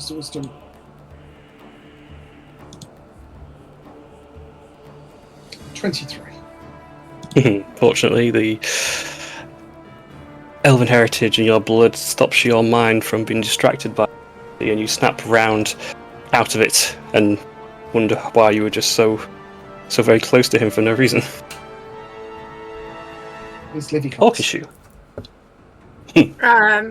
Orchestra is gonna do 2 attacks on this shadow elemental, and both will be at advantage because of the previous Shining Smite is still active. So one-handed longsword again. First one is a nat 20. Oh god, what's happened there? Is that done that Numbers. twice? It is rolled it twice for you, so I think it's the 10. Yeah, 10 plus the 8, so it should be 18. Okay, so 18 for the first hit. Yeah, 'cause D8. Um, Well, actually, this is all over the shop. I'm really confused. It's rolled your D8s for you, but it's not added your modifier. Because this just says 10. It doesn't say a dice was rolled here. Hang on. Roll 20. Save me. No, beyond 20. Save me. So rolling 1d8 plus 5 plus. Is it adding you 5? When I hover over it, it's got 1d8 plus 5 equals 5 in brackets plus 5, 10. So the 10 and then the 8. I don't know if that's the advantage. Yeah, it's just adding an extra D8, right? Tell you what, we'll keep the flow going. That'll be, I think, in 18. I'm going to assume it's just trying to add numbers of what if you roll a quit in future. I'll try. Beyond 20 is having a right old day with transferring rolls across. So if you come to, try and just do it on roll 20. Yeah, it's unlikely that I'm going to get another crit now. But second attack. She says. Second attack is a 26. Okay, no, that's good then. I'm gonna click the damage separately, not from the roll 21. Yeah. Something's out of kilter. Oh, it's a bad roll, but 10 damage for that one. This thing has the shadows around it is starting to shrink and shrivel. It looks like it's got it left thing. I think even with the concentration of Shining Smite, I just want to check, can I expend a self spell slot and do Divine Smite as well for some extra damage? When you hit a melee weapon, you can expend 1 spell slot, extra damage. It doesn't say anything about interfering with the concentration I've got, so I'm going to also do Divine Smite. Hold on. Because this sounds like you're activating Smite twice. Yeah, double check it, because What is Smite you doing?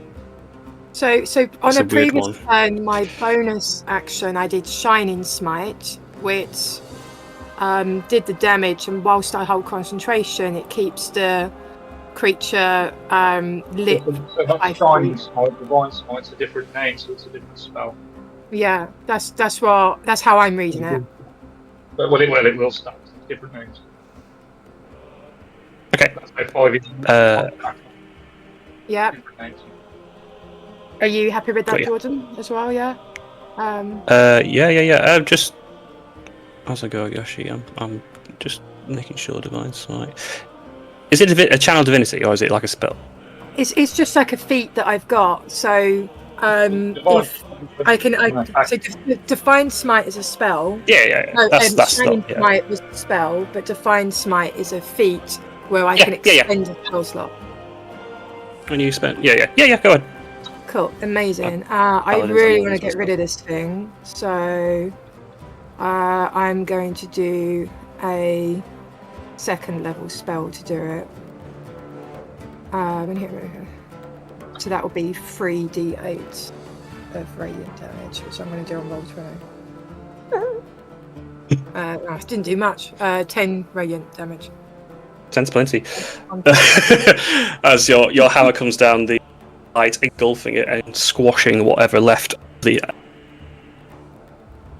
Cool. And on that note, I will. I'll stay there because the Earth Elemental's there as well. So yeah, that's the turn. Yeah. Malachi as he drops his. He's finishing doing his bow towards you, Livy, and stands up and pulls the flute away from your lips. Turns his back to you and looks towards the window and shouts into the.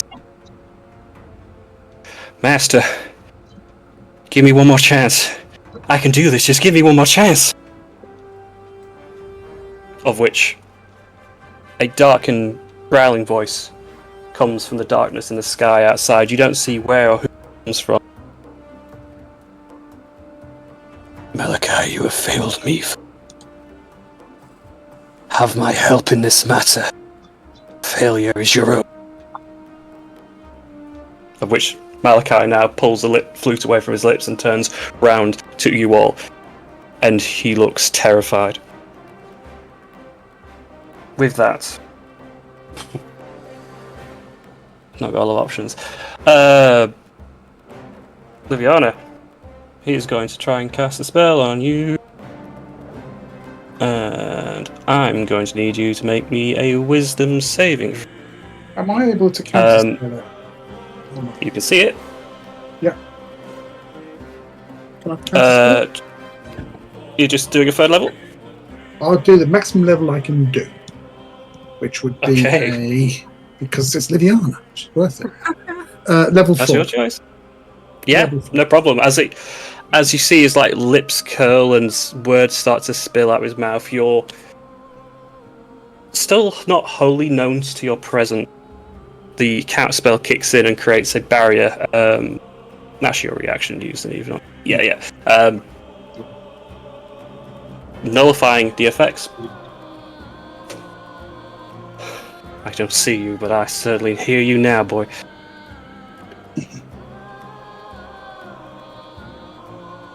We have some instruments who are now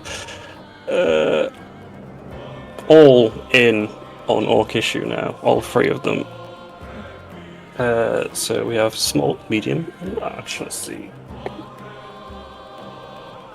Small is a 10. The medium is a 21, and the huge is like a 10. No, so it's just a 1, just a 21 that hits. Medium 2d6. So the cello clattering against your back, onto against your armor for 4 points. Mm-hmm. Yep. Liviana, you're up. Still chanting. She's just got this sort of calm stare at him. Again, her faith sort of keeping her chanting calmly. She's just going to throw Close Feather again to him. It's not going to hit though. Then 13 to hit. Wouldn't it be funny if you get a 1 and you kill Nim? Right now. Devastating. No. Faye would be like, I'm not the only one.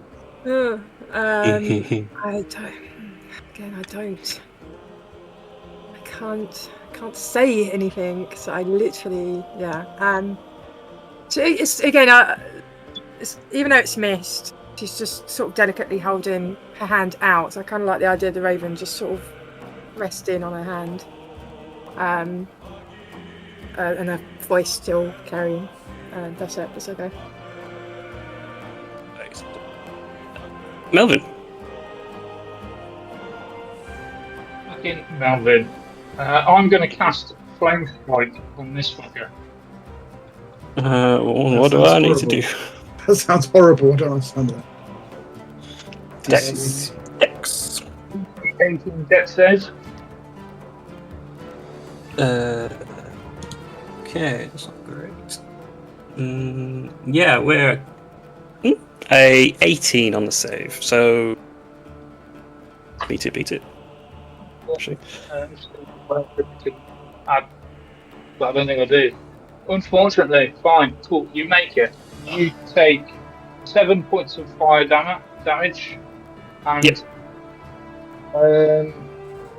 8 points of radiant damage. Additional radiant damage 8 as well. It was already well furthered and bloodied now, but it's struggling to stand now. Liviana, who seems to be suffering. Not Livy, sorry. Quill. I can do 4d6. Hero. So you can receive from me 12 points of Hey. healing. Nice, thank you. And that's all I've got. That is me. Yeah. You've got your Earth Elemental does still exist. Obviously, you just can't quite see it at the moment. Awesome, You yeah. still want its instruction to protect Livy, right? Yeah, so I'm in a circle of darkness, but I can see through the darkness. You can, but it's going to make this really awkward if I move you around. If you want me to do to do anything, I can. It's really close to Liviana, 10 feet, and it's about 20 feet away. To your north. You can smash up some instruments if you want, Moose. Please Kill do. the instrument. Smash up the Yeah. instrument. Have you got the stat block, or do you want me to do it? And I did. Can it get there to smash? It's adjacent to him. You can go ahead. Fantastic. Because it's an earth elemental, it has siege monster, which means it deals double damage to objects and structures. It certainly does. And it has multi-attack, so it makes 2 slams. Yeah. We'll say you've got 2 in front of you, so because I don't think you need both for 1. So the first one. So the first one, yeah, that's the violin broken in half, and the second one is the double bass, which can take a bit more of a thump. It's still doubled, but I don't think anyone had touched it so far. But it's still up. The double bass. Nice. He took a I'm violin. claiming that. You guys, it's mine. Kills a kill. Yeah, that's all I've got. That is it. And the Earth Elemental instruction is just destroy anything that looks hostile near Livy. So Yeah. go on. Will, you are still confused now. Cool. Let's see. Oh, God boy. damn it. Your mind wants to will it, but your body does not follow. I'm really sorry. Confusion, man. A wisdom save, 16 DC.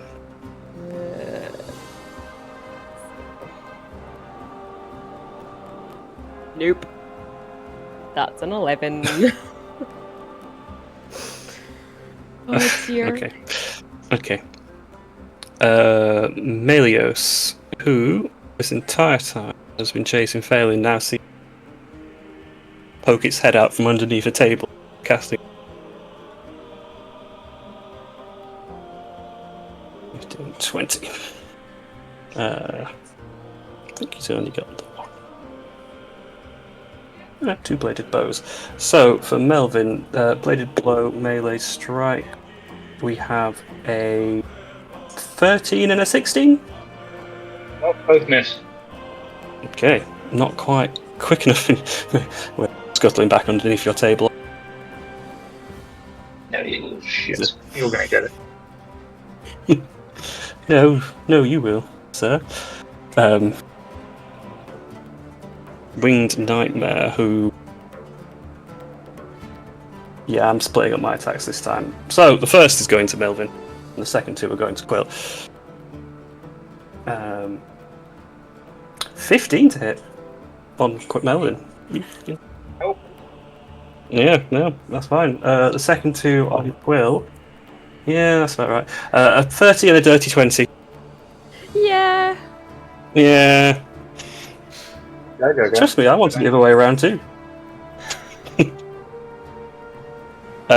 So the second claw does 14 reduced to 7. Mhm.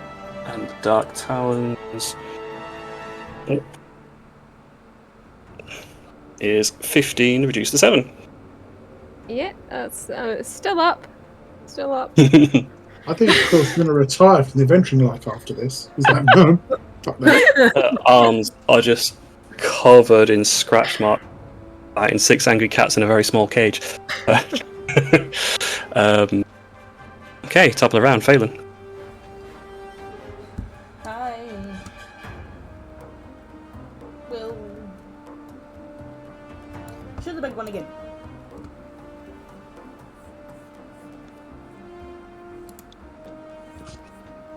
Hmm. 18? Just about.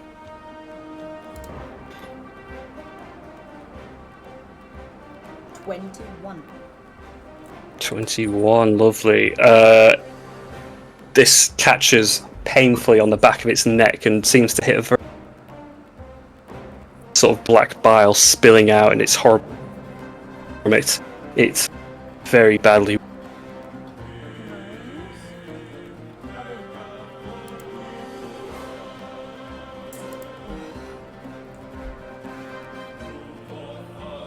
Bonus action. I'm gonna charge my shot before this next attack and try and hit it. Remind me, doesn't that need you to do that on the next turn when if this is the bows thing? You charge the attack, you have to wait a turn. Yeah, it says the first attack you make once it's charged. So I can wait for the next one. But obviously Yeah, okay. it's charging. Yeah. Well, again, not to question you. You got multi-attack, so you could do the multi-attack first. Yeah, I mean it's either or. It wouldn't be on this shot anyway. No, but you're not missing a shot then. Yeah, I wouldn't be missing one anyway. This is the bonus action. No, but the charge shot takes a turn. Oh, does it? Shoot I'm the very sure arrow that's and conversation charge it done. up for the next shot. I'll double check the item, but I'm sure we've had this discussion.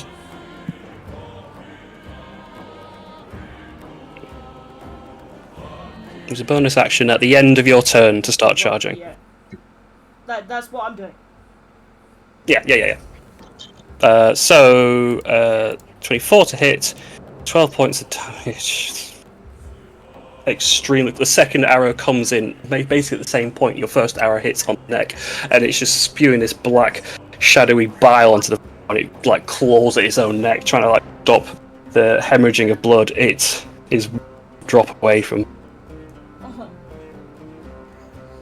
Oh. But stats are not a big deal. That's It's a right. big deal to me. We've learned this lesson. Yeah. We've learnt this lesson.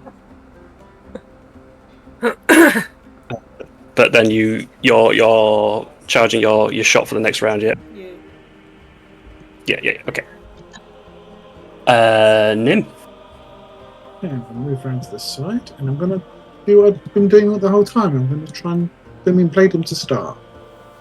So, Yeah, he cannot see you. 14. I've got a crit, finally. Hey. Okay, this is where I roll shit on the damage. So 20 plus 7, so that's 8, 16 plus 3 plus d8, which will be doubled. So 16 plus 12 plus 3. What's that? 18. Raise working. 16, 18 plus 3 plus 7. Do some quick maths. 10, 28, 38, 44. I've got, I think. If I'm right. Sorry? How would you like to do it? While he's playing his flute, I just want to sneak up behind him and just shove it right through his back, through his chest, so he sees it comes out of his heart, and so he can look down and see it. Yeah, as he's been this entire time focused on taunting or distracting Viviana, that smile across his face, the bow, the flourish. This rapier comes bursting out from his chest like an alien's. Blood begins gushing down his chest and drops to the floor as he. Yeah, cutting out. Hold on.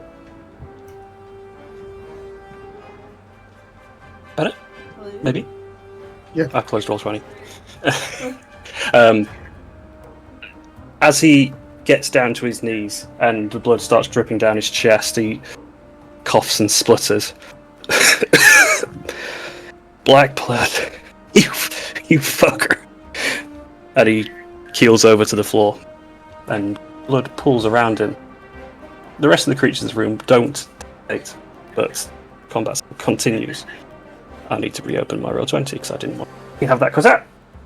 I'm going to move my movement. That'll be me. Yeah, give me a hot minute. Yeah. And look the thing up. I'll give it a restart. They killed the child killer. That's something. I've got that diamond we can revolve on. Livy's just seen this guy get killed by an invisible knife and just. Yeah, just she'll know it's one of you guys. It's fine. Well, if it helps, when the rapier came out, even though he was invisible, blood would have coated the exterior of the rapier blade and made a little silhouette. Oh, whether that helped. Little nod, like in 300, like. Very threatened Livy, didn't he? I am back in the room. Orchishu, you're up. I need to get rid of these instruments because they've been slowly hacking away at me.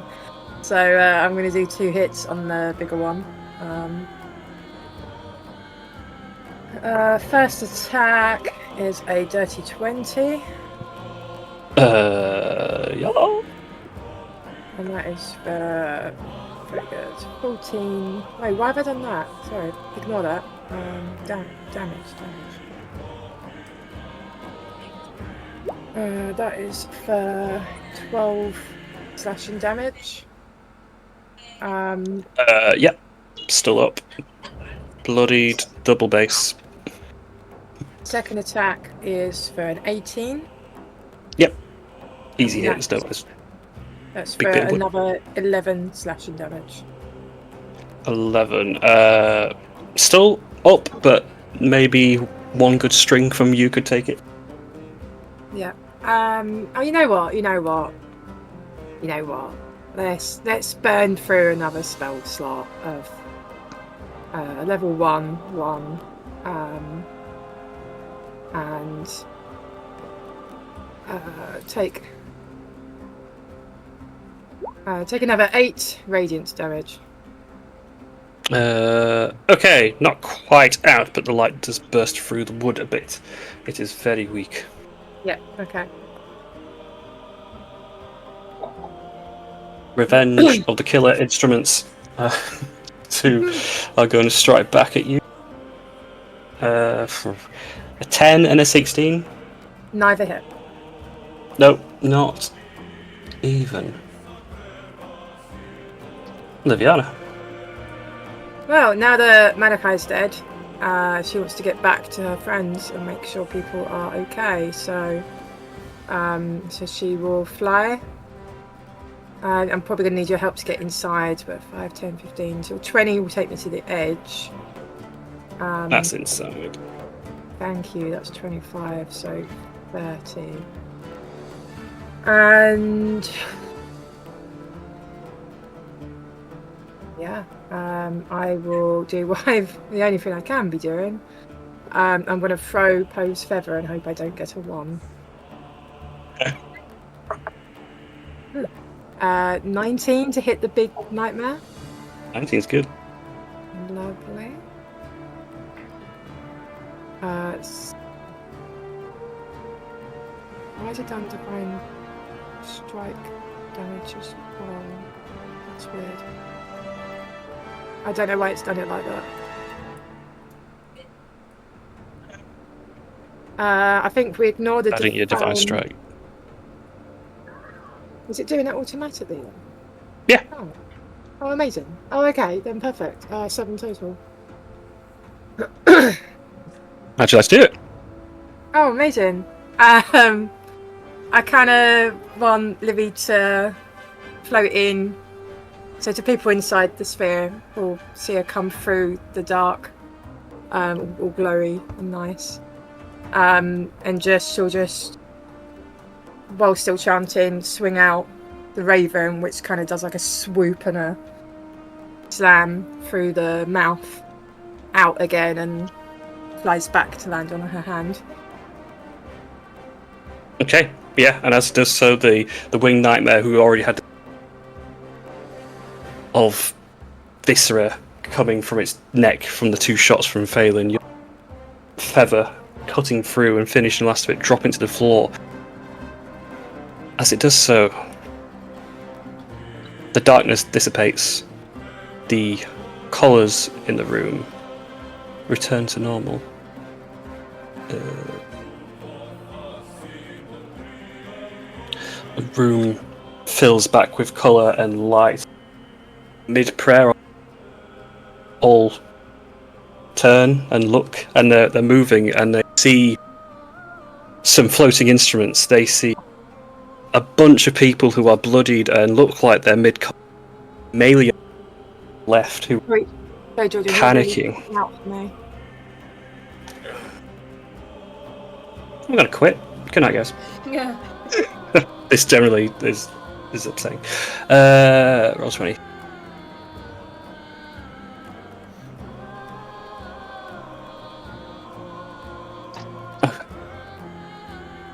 The colours of the room return to their original state. The music stops playing, there's no one left to play it. The instruments that were floating about to simply drop, immobilised to the floor, and Melios, or his comrades, of which he You're And- getting it worse. the guests. Yeah. Hold up. Oh, I felt really bad interrupting. I hate interrupting. know. Like just I couldn't hear it.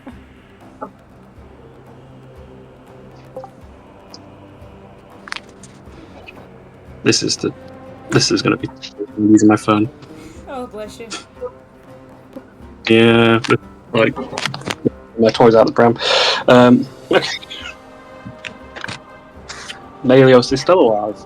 He's in the room. He's got no friends, and the rest of you are all bloody battle war. It's very clear that you've had a lot of combat, but there are no signs of bodies. The winged nightmare is not there. There is not this shadow elemental. There is, however, a fallen malachite to the north of the room. The paladins at circumference of the room pull their weapons ready, and they look like they're ready to strike and confused at what is going on.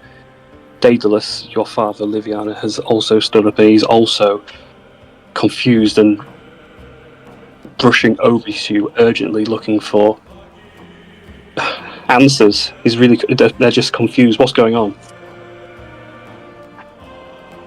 I'm still chanting, with the raven on my hand. I think when the lights come on, I would have hopefully dropped slowly onto the table. I would just be staring at the drow, just carrying on the chant until I know that the ascension's done, until I get a sign. Well, you would finally come towards the final line or verse to your chance now, to its completion. The lines you know. The Hobi Mihi Kras Tabi. Your ritual completed without its interruptions. I know what's likely to happen next, but while I'm having technical issues, I say we have just a little break and have 10 minutes. I can give myself time to sort it out. I think I know what's going to happen. So, but running off my phone is not ideal because I've restarted my phone, and that should fix it. Yeah. What are we on? 10 past. Yeah, if we a bit longer. If we say like just after like 25 to, that'd be great. 25 past. Yeah. All right, see you in a bit.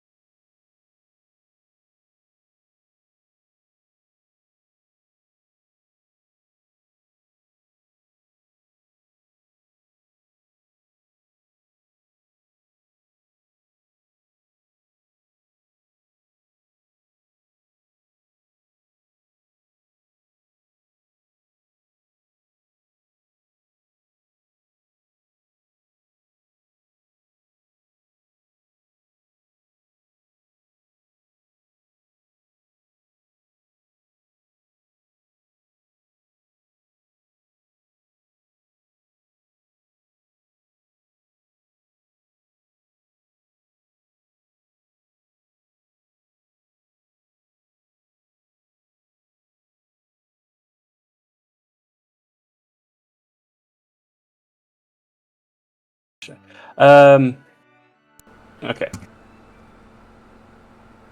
The fight had completed. The room had shifted and verted back to its original state.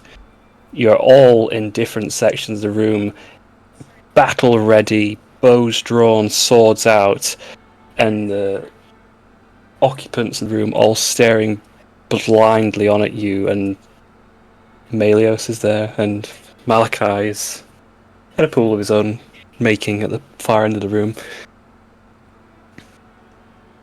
What's going on? If I can move normally now, I would Mhm. like to just go over to Melios and just restrain him. I wanna grab him and just so he can't move. Yeah, as he's like also in this weird semi-pause of like the game's over. He like almost like tries to put his hands up in surrender, and as he does, you just grab those wrists and hold them firm. You'll have to let me know because I think your rage will probably Yeah, go it'll include, won't end it? in like 6 seconds or something. Yeah, So. but he is in no position to fight this. The room is too crowded. There's just no way. I think I would have sneaked up behind Novus and then realised my invisibility probably dropped just as I get there, and then casually walk off.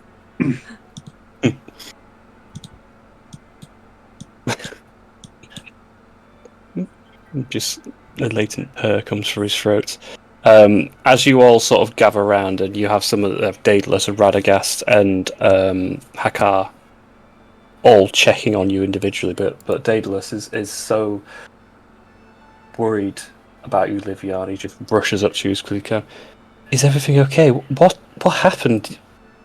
You were singing, and now, well, what's that? What's going on? Everything is well, Father. I believe, well, I didn't stop singing. And chant is complete. These people tried to stop this ceremony, and I'm just going to turn to Melios and say, I would like to know why.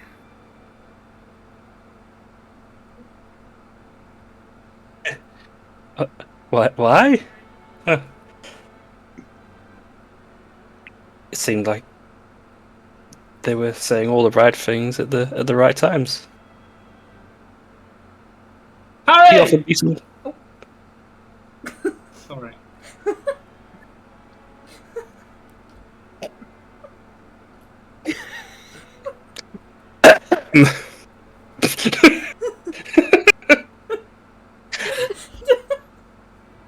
I believe that may be some of the staff downstairs.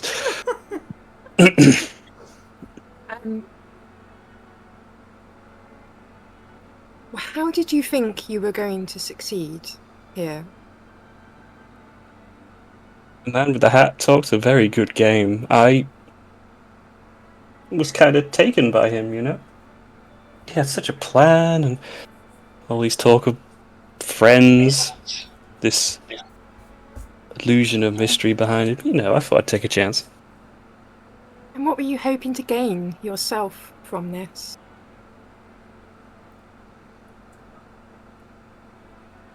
You know, it's people like you that live in these silver-belled ballrooms, these towers that go on for so high, and you really do forget what it is to just be, well, a peasant, I suppose. And you know, at first I thought I was just giving you a humble reminder of the case that, well, tried to bring you down to our level. But you know, after a conversation with Malachi, I just thought he knows what he's talking about. Everything he said was silk to my ears. So, you were unhappy with your life? heard someone could offer you something better by harming others. Have I understood that correctly? Well, simply put, I thought I was party crashing. Kinda did.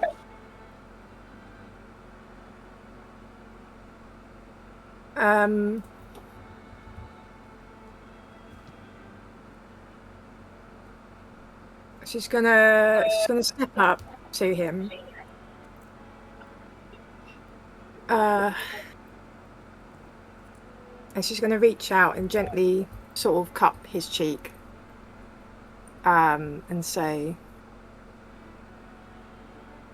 You wanted so much to crash this party here in this tower and be in this tower. I will grant you part of that wish. And in this tower you will remain until I decide that you are free. And in the meantime you will answer all questions that my friends ask you. And if you don't, then all the long years that a drow lifespan grants you will be spent looking at four walls. And then she'll just walk off.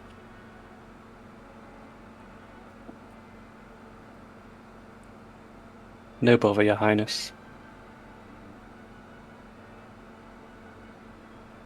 He is held firm by both Orkishu and Rakar, both gripping hard and letting you, Quill, if you were to release, happily taking him away if you were happy for that to happen.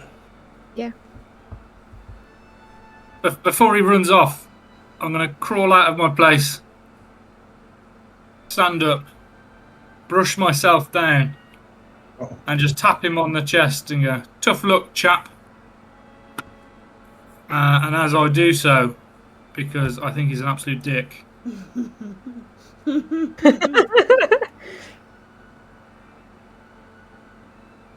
This is the bit that kills him. tough luck. I don't think anyone had actually hit him prior to this, so he's not going to be dead. I've hit him twice. But yeah, so if a 24 hits, that's 15 lightning damage. Yeah. That's for trying to hit me, prick. The jolts go through him, and both Rakar and Orkishu have to do their best to restrain him as such as the shocks do travel up towards them partially, and their teeth grit. But the shocks recede. Sorry, boys. Fuck that guy. Remember to come visit. I'll As fucking he's do it dragged again. away. Let's just there we go. Yeah, they pull him away like his feet aren't even barely touching the floor. Just drag him behind him up towards the stairs and out, leading towards what is likely a tower dungeon. Radagast will come from his chair and simply address you all. The guests at the party have looked uncomfortable, and a lot of look to which leaving, confusion. They're not sure if they should be staying around, and there's a few paladins around the room trying to keep some sort of status quo to the best of their ability. Radagast finds the first person to speak to, in which case is Melvin, having just electrocuted Melios. What on earth has just occurred? I see a dead minstrel in one side of the room, and I see an elemental on the other. What did we miss?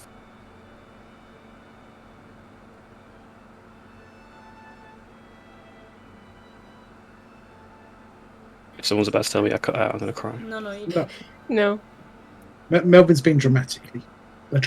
Yes. Long pause. Olivia is also there. God. What do you mean? What did you miss? Well, one moment you were all in him, and we were all watching Liviana do her chant, and the next you are all in different locations and look like you have been through hell. Hang on, did you just say 1 minute we were all in him? Who were we in? Turns back to Liviana. I believe this is a serious matter. People tried to stop the ceremony from occurring, and we prevented them from succeeding.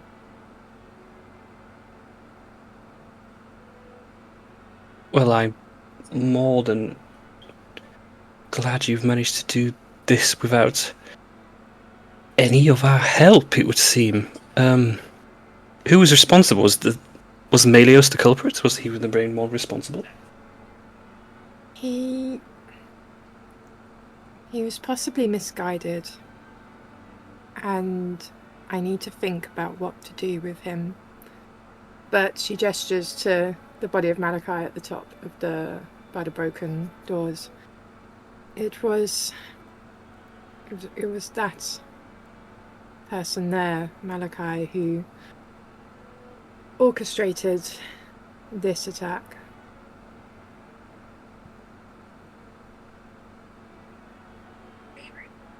Radagast, Father, I'm distracted. The ceremony's complete. I feel no difference. Sure, you feel different to me. You seem more confident and certain of yourself. I can't wholly say that was there before.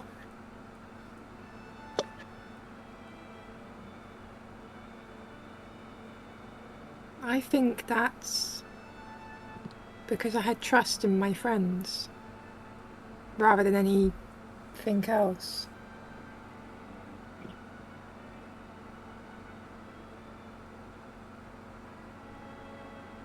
But despite all this, you are now our High Priestess. You are no longer waiting. The feeling may not have changed, but your circumstances does. And I don't know if you were to believe this was something that would be instantaneous or over time, but I trust that you will certainly feel her embrace sooner rather than later now. Livy kind of just nods distractedly. And then she'll kind of just slowly make her way over to Malachi's body to probably just have a look, see if there's anything in his pockets and such. Just something to do. She's just a bit uncertain at the moment.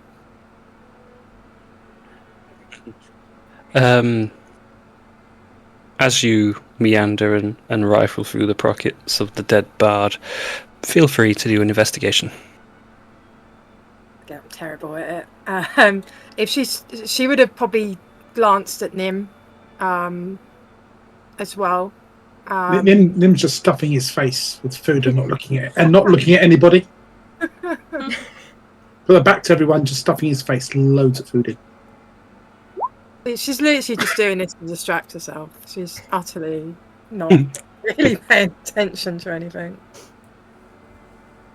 Even though you're going through the pockets and you find his flute, but it's bent and covered in blood.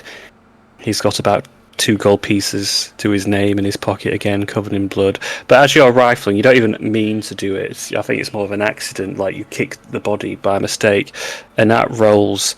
It's not quite a ball. It's more of a black little rock, maybe about fist size. It's got cracks and runes across it. And it catches your eye immediately. You couldn't even notice it when you were checking through his pockets, but you've happened to lodge it. And it is strikingly familiar to something you've handled before.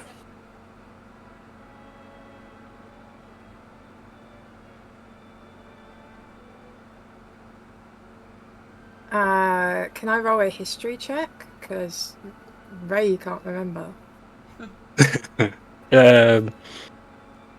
Sure. It's probably been a while. Just don't do one. Okay. It's a little bit familiar in shape and size to you, but you quite can't put a finger on it. She'd just pocket everything she can find. Again, this is more of a distraction at the moment. The ceremony being completed despite the interruption, and just a slight.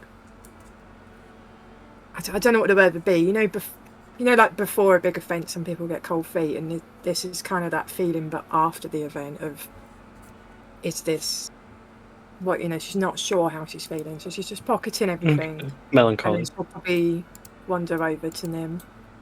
She kind of just wants to keep distance from everything. Nim will be sniffling and almost crying at this point, stuffing his face.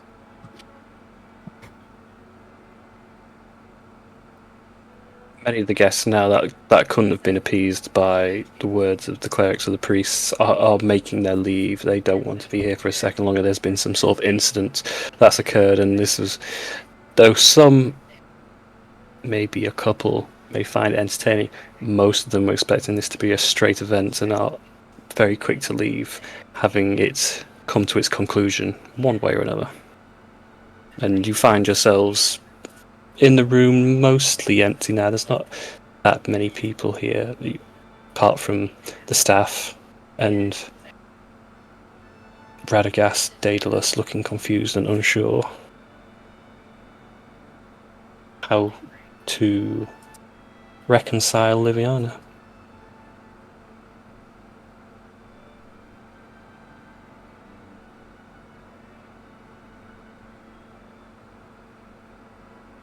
Hi, Livy. You okay? I'm not sure, Nim. I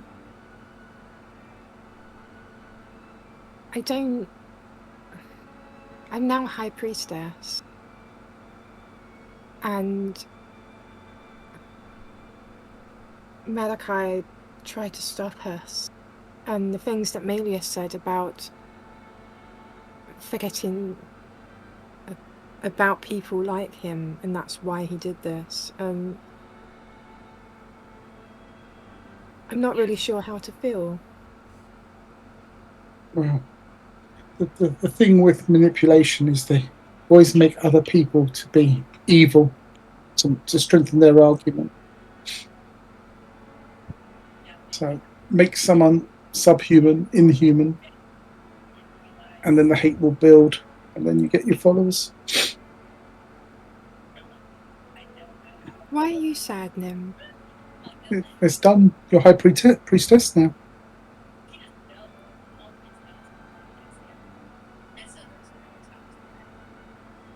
She's going to take your hand and give it a big squeeze. I thought something would stop it and we could carry on adventuring together, but it's done now, isn't it?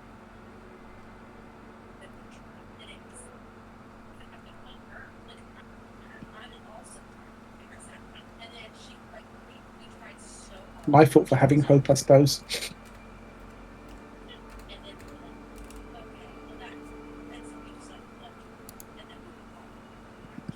No. And she's gonna...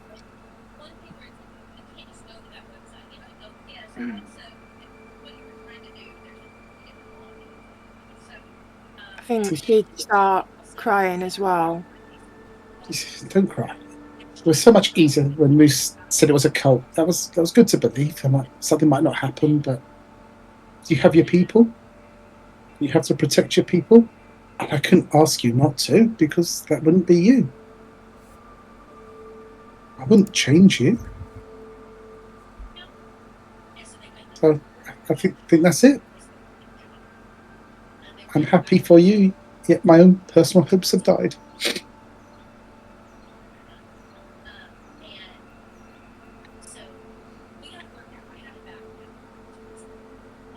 She's gonna take your hand again. And she's gonna look at you, look in your eyes. For a long time.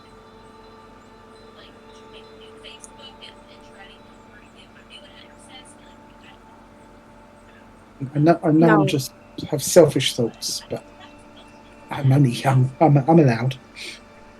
But I'm really, really happy for you, Livy. I really am. I refuse this. I refuse that this is it. She's gonna draw herself up. I am the High Priestess. I've bound myself to Nocturne, to Oberon. I have her favour. And if she takes it off me for walking out of this tower with you, then I don't want it. And we're going to walk out of this tower together. This slight glimmer of hope in his eyes. And he'll just draw into a big hug. And just not look at you in the eyes. She's going to give you a big hug and she's going to say, we're going to question Melius more. Yourself and Moose are better at that, and Phelan. We're going to find out as much information as we can, and then we're going to walk out of this tower. And if Oberon has an issue with that, then I will refuse this favour that they've granted me. But your people. Clearly I'm not protecting them enough like this. If Melius can be swayed, then other people can be swayed. And she looks around sort of the glittering ballroom and go, where are my people here? We had high upper class visitors from other continents and other countries, and this was just politics. This was just... I could have done this ceremony outside, where anyone could have seen. Everyone could have been involved. So no, we're going to get everything that we need from this tower, and then we're going to leave together. Yes, I like this. This is why I love you, Livy. He's going to smile and hide his face again, embarrassed. She's gonna blush, because I think that's the first time Nim has said love to her. And then she's gonna gently pull your face up, so that way we're looking at each other, and give you a very soft kiss on the lips, and whisper that she's gonna whisper, I love you, Nim.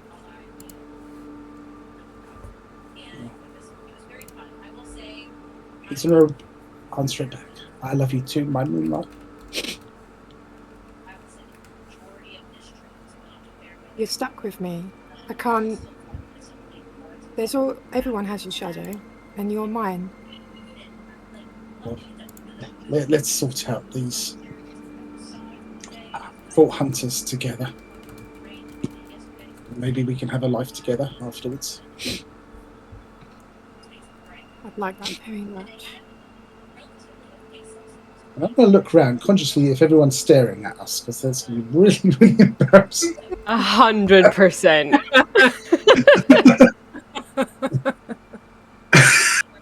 And then I'm going to gently ease my hooks apart from Livy. No, not horribly, but, embarrassed, and just sort of smile and scratch my head.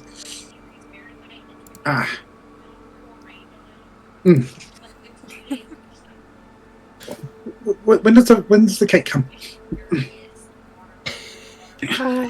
The real question is Livy's father watching? Because that's the real question. I don't give a fuck about everybody else in the room. I want to know if her dad just seen that. Daedalus had been in conversation with Radagast for some time, but has the silence washed over the room as the rest of the group, one by one, stopped their talking and cleaning themselves up and were distracted by this private but not private conversation in the corner of the room, Daedalus and Radagast were also distracted and paused in what they were saying. They are paying attention and stood watching, and they're not reacting, at least not in any outburst. I am going to reach the table and pick up any drink I can find and say, "To the High Priestess, a toast." Radagast pulls whatever drink. You couldn't have said it better. Okay. Radagast will join you in this toast. Daedalus will not. I've still got great invisibility He's- slot left. Shell shocked. No, he's not angry. He's just frozen. Livy's going to be looking at her father, and she's not going to hide reaching down and clasping Nim's hand. And she's just going to smile. I'm looking at him now. I'm going to start presentation all the blood of Malachi off my suit. As I got him like a fishy about 10 minutes ago. Own-like expression that was on Daedalus as you softly smiled back at him, Liviana. It melts away the hard expression on his face, the facade he had of surprise and shock, not anger. And a soft sigh comes from him. You probably know better than anyone. This for him is deja vu, really. And just nods plainly at you, and he doesn't say anything. He just simply nods.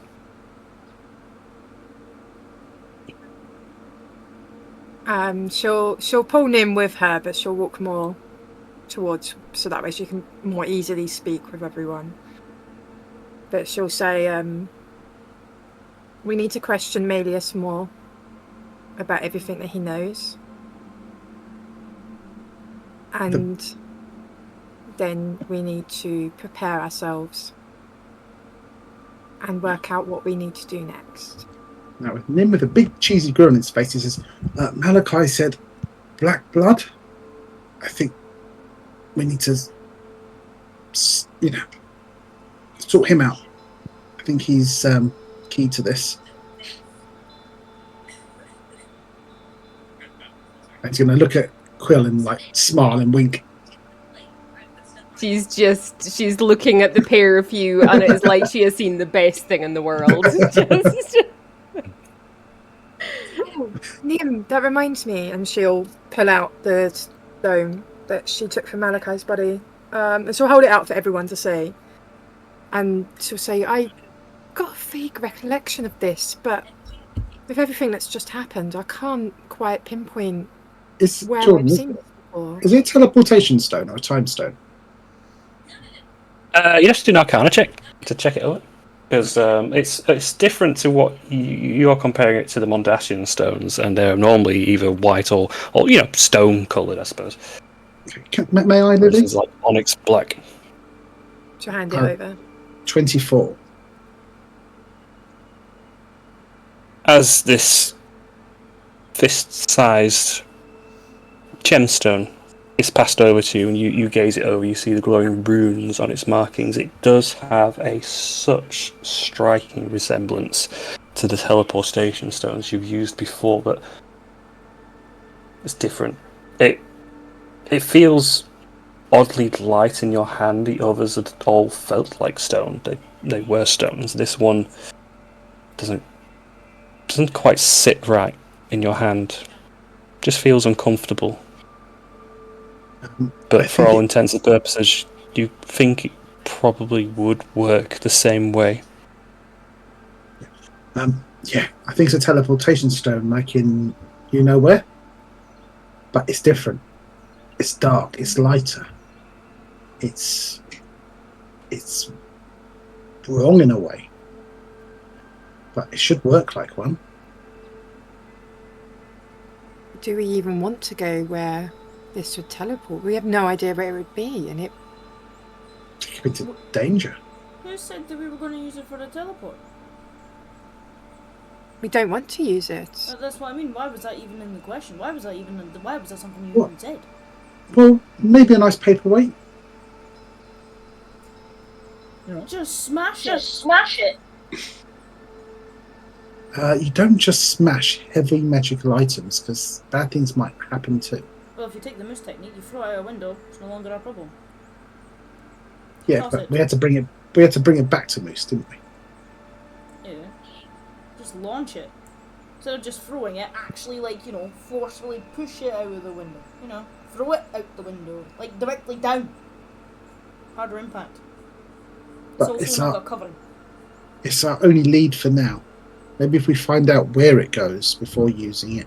No, we're not using Beneficial. it. Out of the question. Out of the fucking question. We're not time traveling. We're not using any teleportation stone. Don't care where it goes. We're not using it. Is there a way to not use the stone but find out where it would take us? I don't know. But I'd also like to say, Faye, this might lead to the person you're looking for. Yeah, and I don't Just need- putting it out there. Yeah, I mean, I can do that in my own means. I don't need a teleportation to drop me anywhere. We don't know where it goes, and even if it leads there, I'm not using a teleportation stone to get there. But we might be able to get there quicker. Yeah, but we don't know where it goes exactly. It can go, we go to this area, but it doesn't say where about in that area. We could literally land in front of the bastard, or anywhere. I mean, we literally just took someone downstairs that might know something. And there's the We need body to- here, which we could always ask. Yeah, I mean, you're probably better asking the body than the kid downstairs, considering he was only convinced because Malachi spoke some whispers into his ear. I don't think Malachi actually brought him here. I think he was already here. He was just whispered into his ear about things he could potentially be promised. But when you say ask the body, are you going to make another, was it Alexa? Sasha. Sasha. Let me just check. Sasha I just need to... Was it Stephen? Fred. Fred. Well, I do have something that can help with that if Melvin can't. I mean, I have something that can do it, but it's hit and miss, more miss than hit. Mhm. But if you've got something that's 100%, that'll be much better. Well, it would require some thinking. That I'm not very good at speaking to people and being clever with my questions. We would be able to ask one question, and from what I understand, it'd have to be truthful. Though, it won't force the person to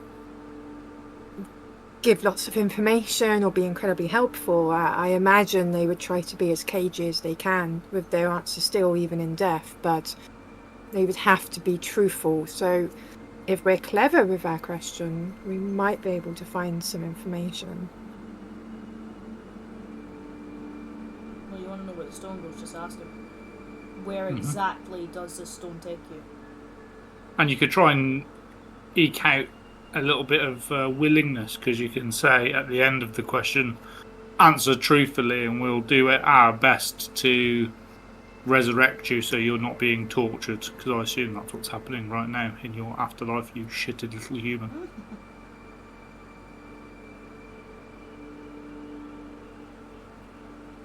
And then shrug. Either that, or you could ask who his master was, as we referred to. Can I look Yeah, around and see if there's any humans in the room? Because Moose, the political correct guy, he's just slagged off humans. Is there any humans about? Points to me. Well, Doesn't like elves. Yeah. Doesn't like humans now. there's only one in the room. It's Maeve, isn't it? I don't know if you've noticed. I don't think Moose likes anybody. He likes gnomes. Really, it's even the people that he's with currently. It's at a push. It's a fine line. So I'm not really surprised at the human comment, to be honest. I wish Well- I could say more. But it's been a busy day and evening. Maybe we should sleep on it, and in the morning we can come up with a bona fide question, unless there's a time limit to ask the question. I don't know Well- that spell.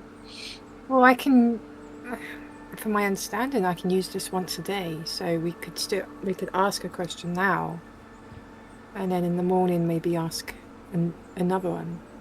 That's an interest. Is it once a day? Does Oh, that no. mean you ask at 11:59 and then at 12:01 ask another one? Because if you did that, we'd get one question right after the other. We wouldn't have to wait. Yes, probably more you ask it, and you have to wait 24 hours, Moose. Ah, that's a shame. Oh, I've just realised as well. I think I can use this once a day, but each question is for one body. So I don't think I can ask the same person questions every day. Well, we've got Does two If people. we were to ask a hand a question, would it sign back in sign language? It'd be like, Oh. Now this is getting complicated. but Well, I was just Da-da-da-dum. thinking, you know, because you could like chop his arms off, yeah, and then you could ask his arm, and then it could like it's sign still yes part or of the no. same body. but Moose, we can ask Malachi, and then we can go see that drow and tell him he'll answer alive or dead, and hopefully he'll want to answer alive, Hmm. knowing that if he dies, he has to answer the question. So we might be able to, not Yeah, have to kill the second one per se. Not that I want to kill the second one per se, but we can threaten it. We already know some information on black blood anyway. And maybe Melius will have some more information on that, but we know nothing about this teleportation stone. Well, again, it's either you question Melios first, get the information out of him, and then whatever questions are left unanswered, you get to ask one to that corpse across the room. So then you're not, hounding a dead body for a question that you would have got off a living one, and it's less hassle. That's true. Okay. Would we like to question Melius tonight? Or do we wish to question him in the morning? I say we do it right now while he's fresh. Yeah. Okay. Rich. She'll turn to her father and Radagast and say, we're going to question Melios now. You're welcome to come with us, but otherwise I will lead my friends with the authority I have as High Priestess. Your father returns. You may do as you please, Livy. You need not ask our permission no more. We, in the meantime, will try and resolve any issues had with the guests and have this room cleaned at least. There is Oh, quite a lot of blood. keep that corpse in the back. We need that for later. Yeah, keep it fresh. Put it on ice. Mm-hmm. We will mind not to interfere with it. Excellent. That just sounds wrong. Can I also ask who is responsible for the earth elemental in the top of the room? Because it's causing quite a lot of mess. What do you mean? Come here, and I'm going to wave it over. I wasn't quite sure if it was a summon of some of the enemies, but now I see it is not. He'll be fine. Well, it's breaking a lot of the tiles as it's walking. Well, we've got two choices here. Would you like to know what they are? Please go on. I could either try to unsummon it, in doing so, let it off its leash, as it were, and it will trash everything. Or we wait for the time to go, and it goes of its own free will. and breaks midnight. Okay. May I ask how much time is left? Well, it lasts for approximately 1/24 of a day. Right. Okay. 3. Oh, about an hour, is it? Is it possible for it to be somewhere it would not cause so much damage?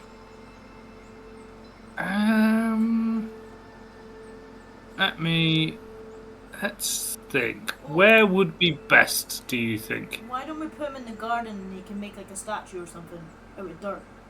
Dirt statue. A statue.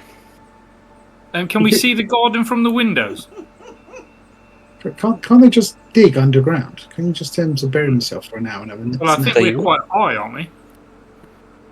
You're about halfway up the tower. If you were to look outside, you could see there is quite a lot of lights from the city. That a lot of people had come to the attention and had been listening to Liviana's chant. Apparently, it carried through the winds and had grown quite a spectacle. You'd see, it's 70, 80, 90 feet down, but you can see there's some lights from the gardens. There's a few torch lights. Are you saying you want him in the gardens? No, not just yet. Maybe you should ask them to go guard that barrel up in Nivi's tower.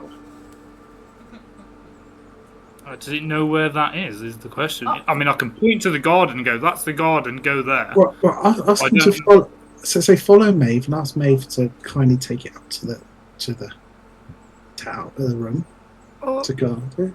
So you want him to climb the tower and break all the tiles in this room, and then all the tiles leading all the way up the stairs, because our father wants it gone out of this room so it stops breaking tiles, and we'll send it all the way up the tower. Okay. Just have it guard Malachi's body. It's already broken tiles in here. Just have it guard Malachi's body. I know it's a minor quibble. It's unusual. There seems to be a lot of food left as well, Livy. Maybe we should send it out to the people in the streets. Might appreciate it. Oh, and them sharing food! Someone's got a change of heart.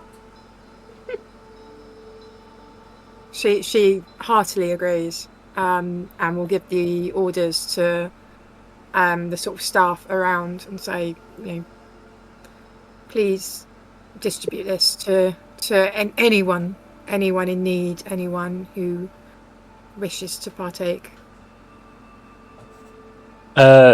Maeve, I'll step forward. The room had been mostly cleared of staff because they realised you probably needed the privacy, and this is a delicate situations you find yourself in, so only the most trusted were, or at least the most relied upon, was kept. So May would be the only one who, up until this point, had been very close, like rubbing shoulders with Novus, as you may notice now.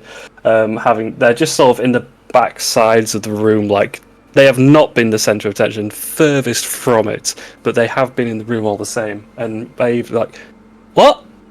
Sorry? Oh, yeah. Yeah, why not? Whatever you... Sorry, Livy, you're going to have to say that again. She's gonna kind of grin at Maeve. What? And... What? Right, mate. Excuse me, mate. Nothing, mate, nothing. Would you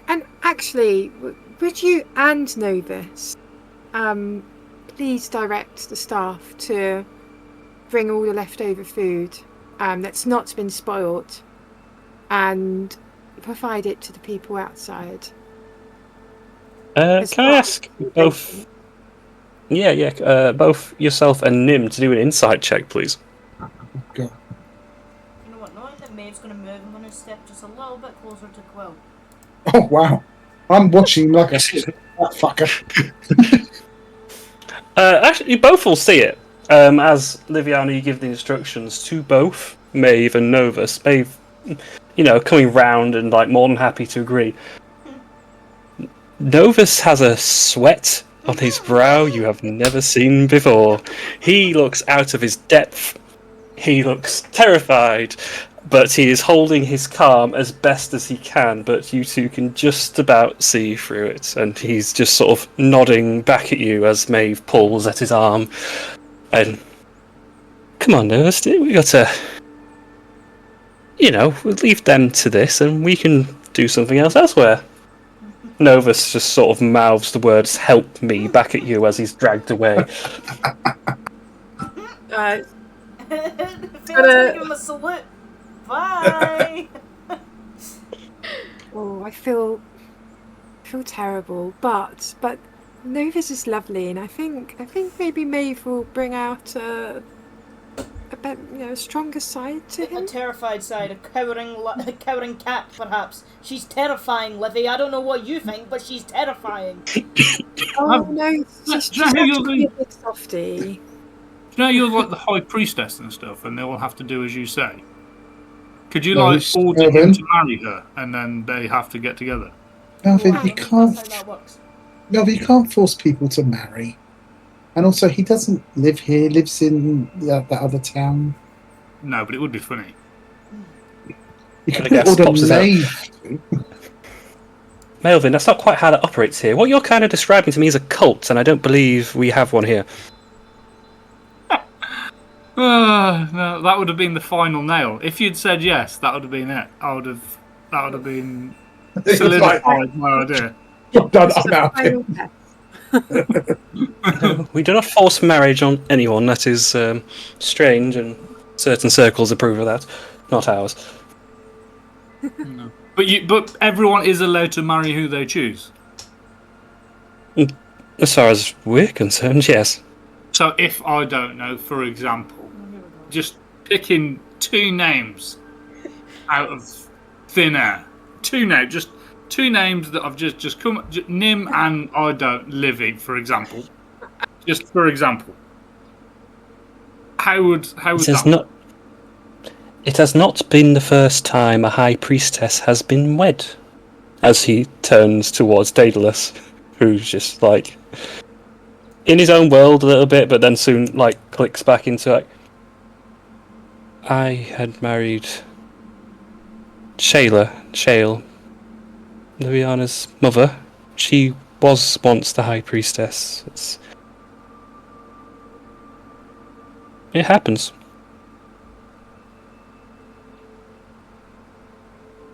Gonna give Nim many winks. Thank you, Moose, but I'd like to get to know Livy and take time, if that's okay with you, Livy. I mean, there's no need to rush into these things, is there, Moose? Melvin. Then Phelan's gonna lean into Paul. It wasn't that the other night, though, was it? We had this whole discussion the other day. It's almost like he'd mentioned it before, but now, God forbid, we push it on him. I'll just throw it out there. With our recent history, and what we possibly plan to do, you may not have time to get to know one another. So, if you get married tomorrow morning, you'll be married, and then we can get on with doing everything else. Melvin, that's so not romantic. You don't just get married and then get on with stuff. Yeah, I mean,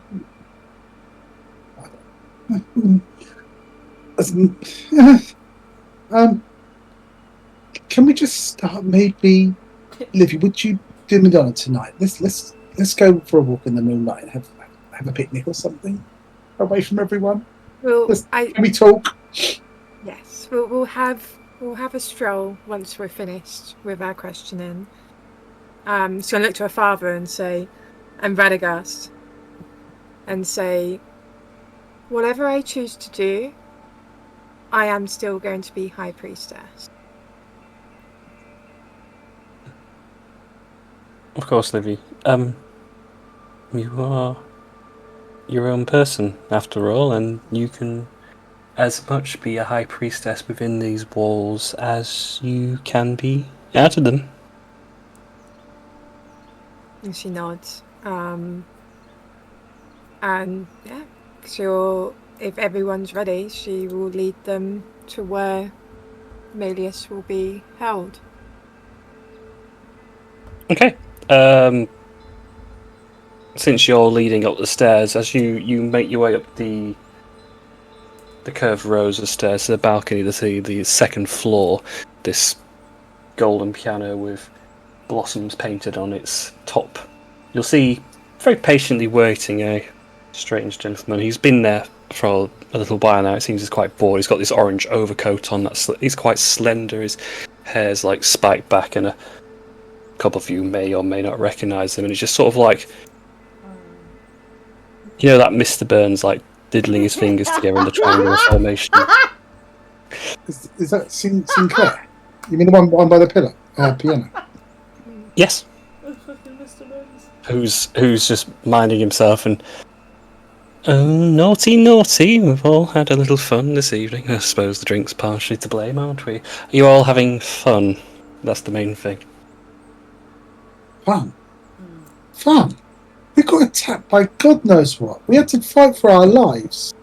Fun. The food was good. And you're alive, my dear boy. Alive and loving it. Yeah. Can we help you somehow?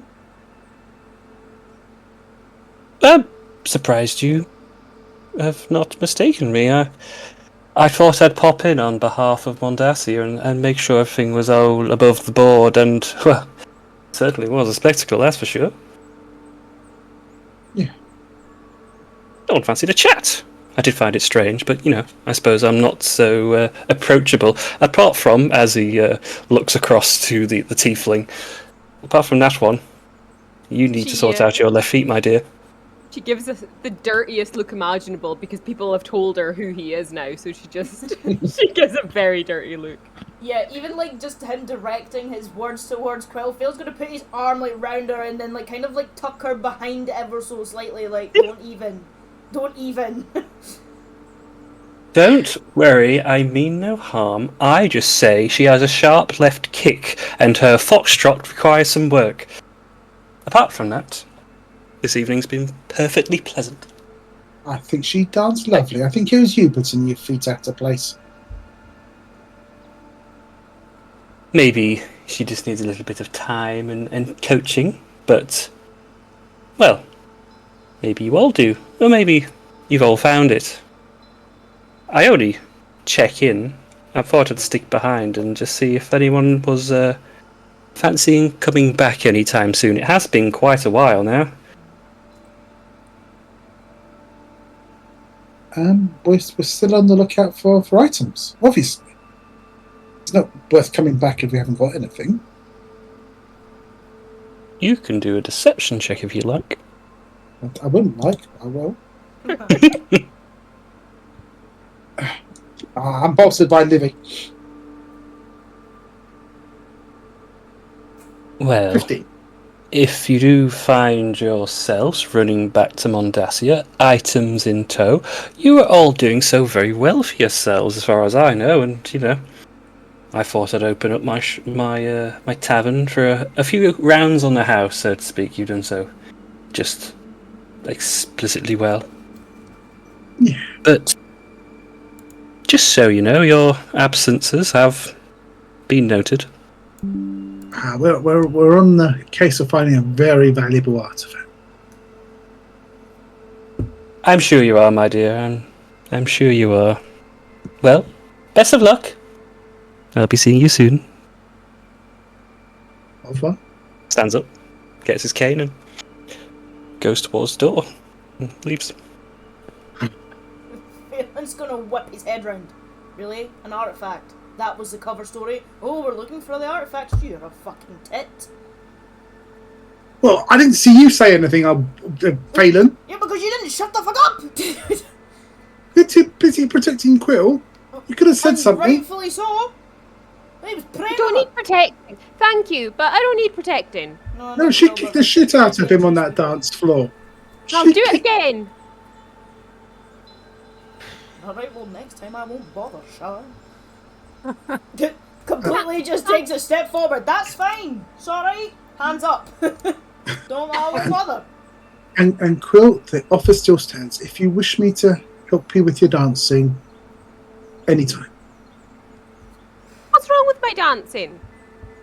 Nothing's wrong, but if you want help with it, Well, I clearly I don't need help if nothing's wrong. everyone can improve. It should really just be an offer of if you would like to dance at any point, he's offering you a dance. He's with Livy. You can still dance with people if you're with somebody. It's just a dance. Friends can dance. Yeah, but he's that tall. I'm this small. That's not gonna work. He was also that tall and you're that small. Exactly, and you saw his legs. Oh. Right, Moose. It's you now. You're the dancing partner from now on. I am a pretty good dancing partner. Well, there you go. There you go, Quill. That's more your size. Moose will be your dance partner for the rest of the time. I think I'm good for dancing just now. Thank you. Right. Are we gonna get in trouble because we got these clothes all dirty and ripped up and bloody and stuff? Oh no, not You at got- all. You got yours ripped up, and Moose is like completely fresh because he never got hit. Oh. Oh, Quill is covered in blood beside him. Most of it's her own, right? Oh yeah, all of it is her own. Oh, Okay, can I do a presentation just to clean her up a little bit? yeah, you could spend a long time doing it before she is coated in it, and the scratches on her arm is evident of the fact, even in her reduced form, the amount of can't do the damage or healing. attacks. I can remove the grime and dirt. Thank you. You have- It's okay. I can fix your clothing for you, but it means I have to keep my hand on you. I've heard that one before. I don't know. I mean, are we? You're sure we're not going to get in trouble? For me putting my hand on you, why would that? Oh, for the state of the clothing. I mean, I think, Well, there, that's are, the fancy. I think there are That's the person in charge. Yeah, we're hanging out with the High Priestess. I think she'll let it go. Whoa. These clothes Livy, are do you ours. mind? I don't mind at all. You all protected me and the people in here. Don't worry about these clothes. You're so lovely. I told you. I told you.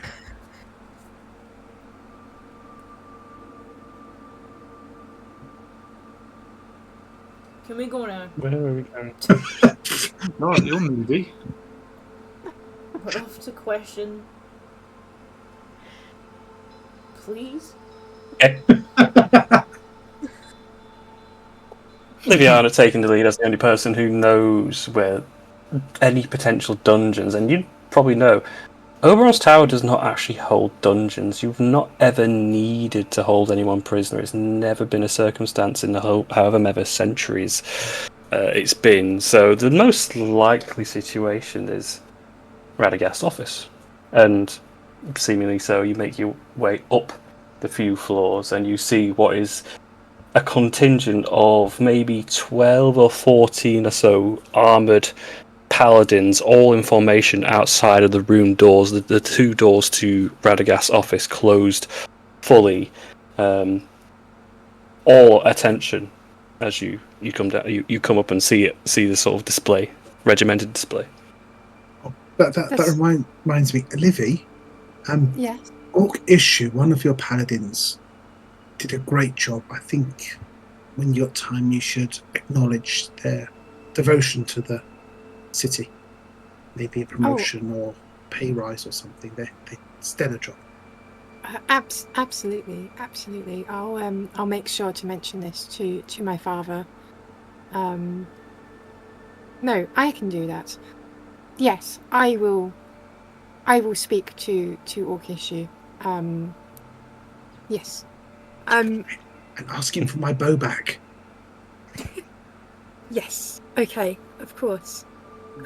This seems a bit excessive. We only need a couple of paladins guarding this door. I don't think we need 12 or 14 of you. she'll point to the two nearest the door. You two stay where you are. The rest of you go about your duties. That's an order.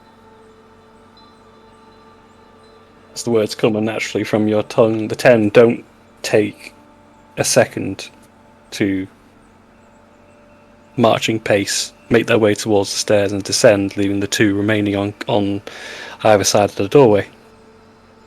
Okay, that was easy. Let's go in. And again, I'm not very good, so I will be delegating any questioning to the rest of you. So let's find out what we can find out. I'll do it. Moose has got a face on it. Do you know that face you pull when someone's like not being themselves and they're going off? And you go, Yep. That's the face Moose is pulling as Livy's telling off the guards that they should go somewhere else. Look who's in charge. Oh, great. We're going to send the racists in to ask the questions. This should be fun. Listen here, you human shit. I thought this one was a drow.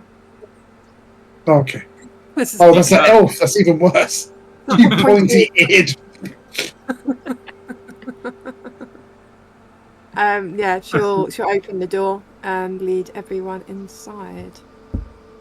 Of which inside you will see Orkishu, again as regimented as the guards outside, at one side, keeping a very sternful and keen eye on Melios, who you now see is bound to the chair, not in ropes but in chains. He is, from what you can gather, they don't know wholly who or what they're dealing with or what circumstances even happened. There wasn't much information, so they have treated it with the most secure fashion they could find their hands on. And in this case, manacles weren't quite it. Chains and locks were maybe excessive to you, but necessary here.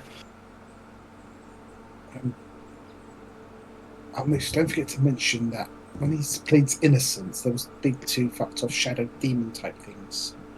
Mm-hmm. Not normally a good sign to a good cause. In that demons. Yeah, that's true. That is true. Right then, here he is. I'm just gonna. Is there another chair? Is he just got one chair? Yeah, so Renegades' office hasn't been cleared out in any way. It's still his table, his chair, and yeah, there's 2 on the opposite side to him. All right, I'm going to pull up a chair and sit next to him, nice and casual. Right, we're going to have a talk, you and I, and everyone else, obviously, because they're here as well. But you and I, really, how does that sound? I'm all ears. I can see that. I can see that indeed. But if you want to keep all of your ears, you'll answer as best as you possibly can. So, first question is: did you, in any way, shape, or form, know fully what the plan was? No, fully. Not really. No. I just seem to trust in him. Okay, cool. So not only are you an evil prick, you're a stupid evil prick at that. Fantastic. I do love those. Secondly, have you ever seen this before? And I'm going to gesture for the stone to be shown, whoever's carrying the stone. I will pull out a coconut and put it away and show the stone. That is a coconut, sir. No. This. Oh. No, I'm afraid not. Are you Pretty sure? good Have a trinket, good look. I'm positive that would have earned me quite a bit if I had it. Okay. Just wanted to double check. So you didn't know what the plan was, and you've never seen the weird looking stone before with the strange symbols. At the end of this, let's say, because I'm going to assume and correct me if I am wrong, by the way, but I'm going to assume that by the end of tonight, everyone in that room was supposed to be dead. Apart from No. yourself, of course. Everyone in that room wasn't supposed to be dead. No, I don't believe that was the plan at all. No? What was the plan? He tilts his direction and shifts towards Liviana. The plan was simply to keep her busy. Okay. What do you mean by that? As in not... Quite frankly, I was told to be wholeheartedly a distraction. Stop her singing, stop her chanting, stop her doing whatever you're doing. Get her focus on me. That was it. Good thing you chased me then, pretty boy. Well, you know, I am a stupid evil prick after all. No, He's no learned. offense, He's learned. no offense to yourself as well, but those shadows and nightmares were a bit more distracting. When I saw them, I didn't think I needed to help. Strangely.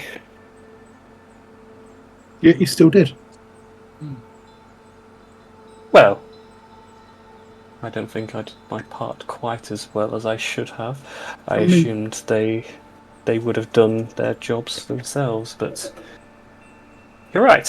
It's a bit strange that your cause was to end the hierarchy, yet the person you're working for had probably more money than this tower and the people you work for. No, you have me wrong, sir. The hierarchy is exactly how it needs to be. I see. Well, that's good, because it means it succeeded, because we now have a hierarchy. Yes, it did. And who do you serve? Who sits on the top of your hierarchy? Nocturne, of course. Now look at Livy. She is my goddess. So I your don't- goddess wanted to stop Livy from ascending. Oh no. No. Nocturne wanted this to go through as it intended to. Oberon wanted something completely different. I'm confused. I don't understand. They're the same deity. And that's why it was so easy. Whoever's been teaching you, reading you books, explaining how things must go, clearly forgot the part to tell you where Oberon or Nocturne are not the same. They are opposite sides to the same coin. One is the light of the moon, and one is the dark. And, well, I served the light. So who must you serve?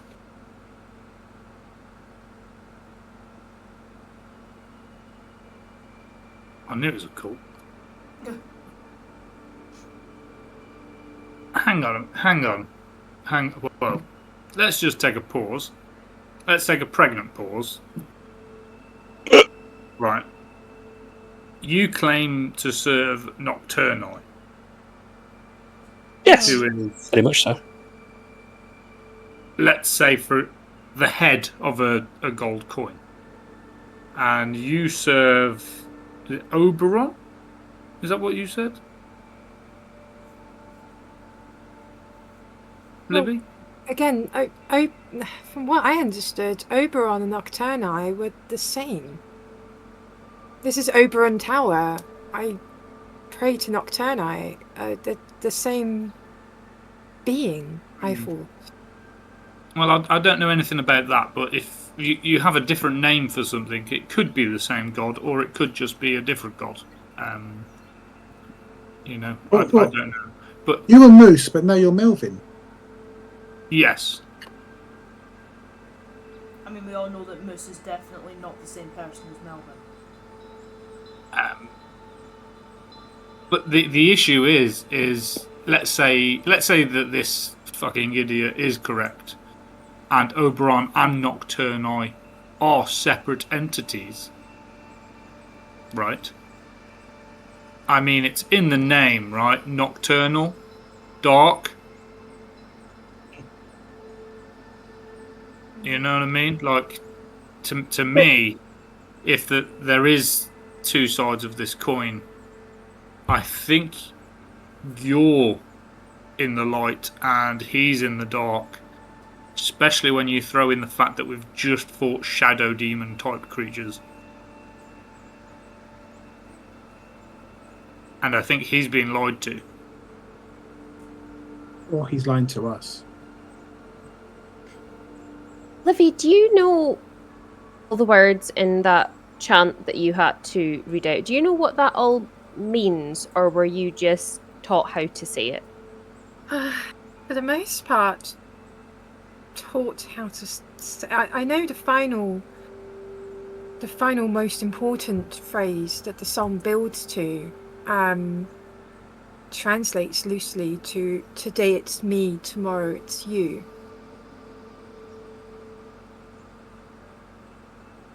But you don't What know does the that entire mean? translation. So you could have been saying anything to any deity, no matter what you wanted. This could have been anything. Livy, who taught you the chant? Was it one person in particular or several? Well, it would have been Radagast. He was in charge of my teachings. I think we're going off track here and we're questioning our ally in front of this prick. Let's do that later. Let's not give him any form of satisfaction. He's going to be dead soon. What does it matter?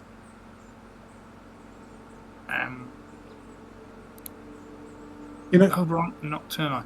Who taught you that Nocturni was in the light?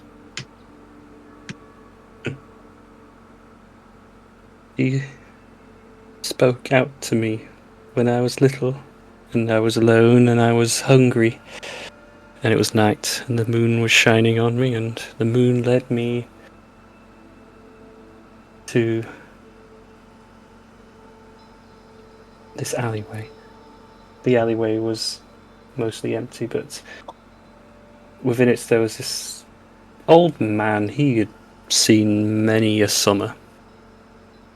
He was eating some bread that I had found, I suppose. And some part of me told me that he had not long left in the world, and Nocturni had finally seen his last moon rise, so I thought it appropriate to acquiesce to my goddess.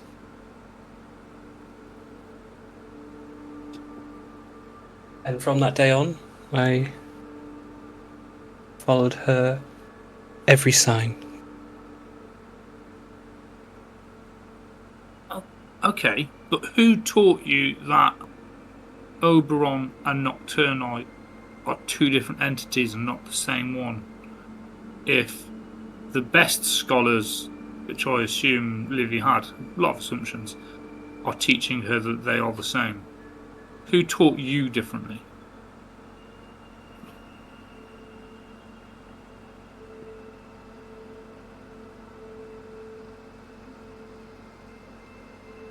Outside of this city of reverie, there is no mention of Oberon, and I questioned when I came here as to the reason of this.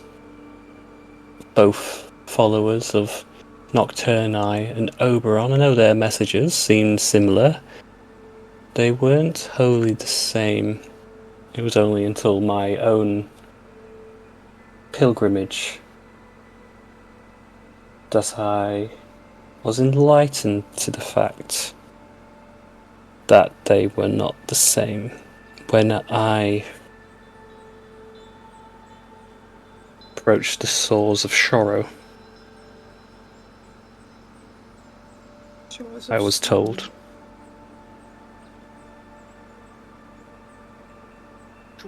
And the shores of sorrow, very easy for me to say.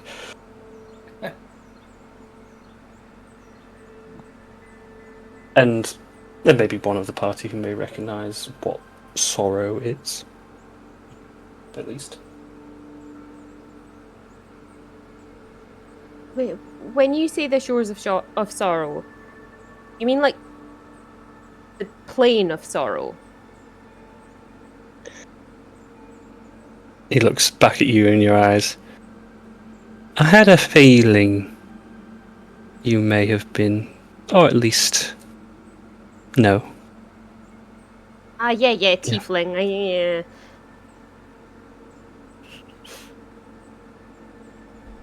But yes.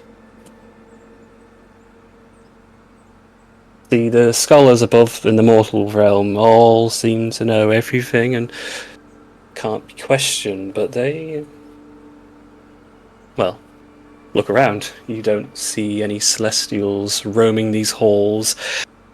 You don't see any gods quite telling you this and that. They're all anonymous and secretive and don't tell you anything. You just follow and do as you think you're told. No, I thought I'd seek out something a little more solid, and that drove me to the denizens below our plane. Sorrow is not of the mortal realm, but it's one of the hell planes.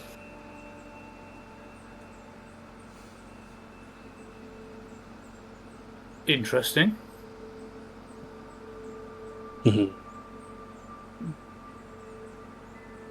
So you took a little journey to a hell dimension just to find out about some, I don't know, discrepancies that you heard because you visited one city where tales of a god were slightly different?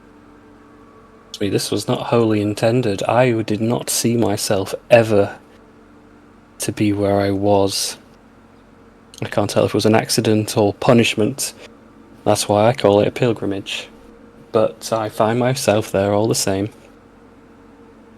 And I had to learn through the sayers, the flayers and the minds. And they have a lot of knowledge that people on this realm not quite sure of here.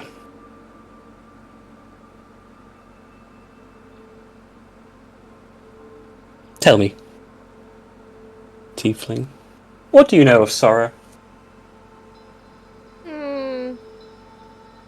More than I'm willing to talk about with someone I don't even know.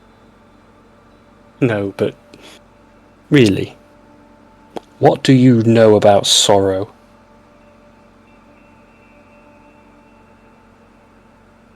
She looks at him quizzically.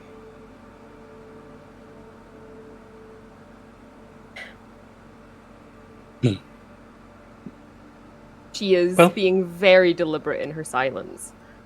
Yeah. Well, don't worry. Sorrow tends to find us all, one way or another. If you don't already know it, that means you've got it to look forward to. I've got a question. Sorry, you go. I'm confused. You say you are on the path of light, yet everything you have said so far suggests darkness, the hell plane, sorrow. That doesn't make sense to me. Well, where would you hide all that information that just seems to rock the boat and upsets the status quo? Would you, I don't know, hide it in the library of a grand tower such as this, or would you put it somewhere where even the moon doesn't shine, somewhere deep, dark and scary and fire for days? I don't know. Maybe if I was hiding something, I'd put it somewhere in the dark. So you're suggesting that someone purposely hid this information to keep this power in the dark? Far be it for me to sound like a zealot, but I know it. What would have happened if your plan worked and you did stop Livy from ascending? What was your goal out of this? What do you mean by if? You mean you succeeded in your plan? There's a horrible smile that goes across his face. Well, as you succeeded, what was your plan? If we not just like if we ignored the complete and utter conversation here, is that Livy's clearly chanted something that is not what she was meant to be chanting. Somebody else has been involved, and she's... Yeah, I'm trying to get him to say it. Well, yeah, but it's the obvious. He's obviously not going to just announce it. We're not stupid. We don't need to act like we don't know. Livy's chanted the wrong fucking thing because somebody has told her that she needs to chant this and has been brought up this entire time to chant the wrong thing. He was just there to make sure that that chant was not stopped, which is what we encouraged Livy to do, is that she wasn't to stop chanting because we assumed that that's what they were trying to stop. I need to find out what I was chanting. I need to find out exactly why it was so important that I have the ceremony to them. Well, I'm really confused because at the start he got told that the other guy, Malachi or Michael or whatever his name was, told him that he needed to stop you from chanting. No, he was told to distract me. Yeah, he was told to distract you and stop you from chanting. That's the first words that he said out of his mouth were, distract you and stop you from chanting. They were the first things he said.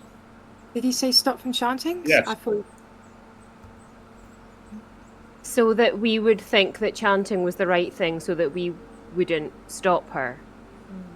Right? Because this is a guy that you know to be an enemy, right? You've encountered him before. Not this guy here, but the one you killed, the one with the stupid hat.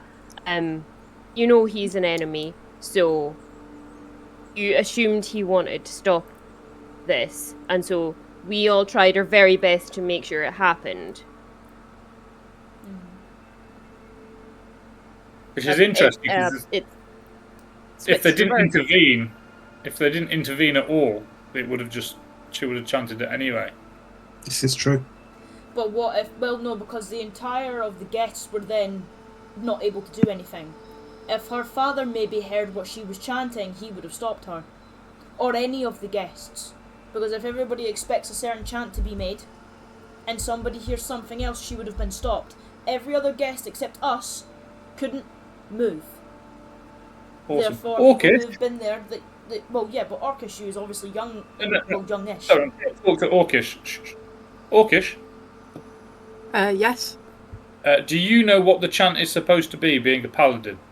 As I said before, I've only ever guarded the city walls. I was brought in, along with other paladins, to help protect the tower whilst the Ascension ceremony was being completed. Who would know? Guys, I've got an idea.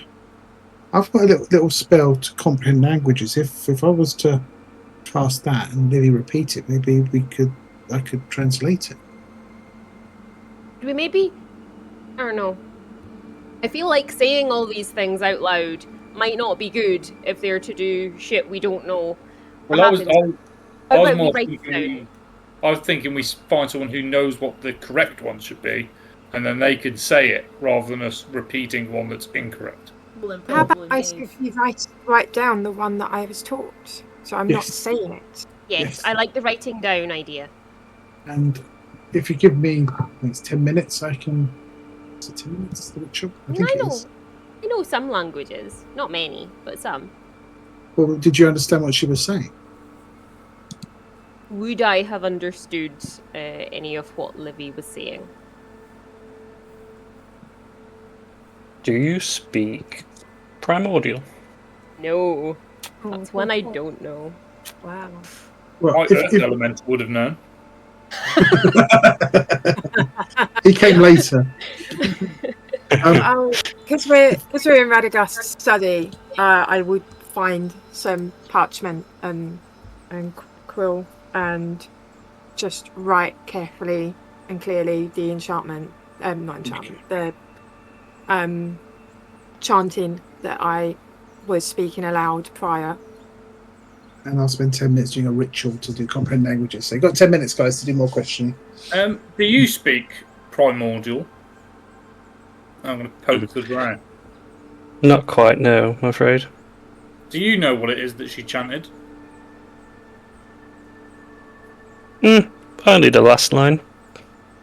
Oh, we all know the bloody last line. This guy. I'm getting a headache. I'm getting a headache, guys. Do you know the last line? Yes, you just told us. Well, she told you her version. Alright, what's your version? Well, it's only slightly different. Today it's you, tomorrow it's me.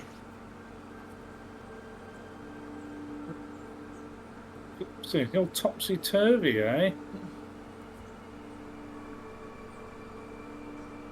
Is that referring to Livy or Oberon and Nocturne? Probably Oberon and Yeah. Army. Interpretation. Well, it depends. I mean, there's like High Priestess Livy. In your words, what does that like entail? If you know what I mean, like what after obviously this entire ceremony, were you to like gain some like mad power and be able to like? I was taught it was more like a wedding of some kind, like a coming together, being bound to the goddess. Right. And they Or in this case, the other one. So like a beacon. In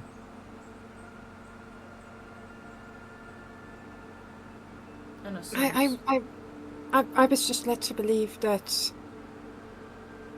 again, that we would be bound like a wedding, in service, and it would increase my link to them, more divine favor, and continue bringing prosperity to Reverie. Question. You know how also there's this whole thing about there's like gods that are no longer gods in quotation. They're like banned. They're in jail in quotations. They're not to be doing what they should be doing. Is Oberon one of them? If anybody recalls, because I certainly don't. Not the religious type. As we know, Nocturne's fine. We've seen it many a times, kicking around. Mm-hmm. Is Oberon the statue that you've seen in the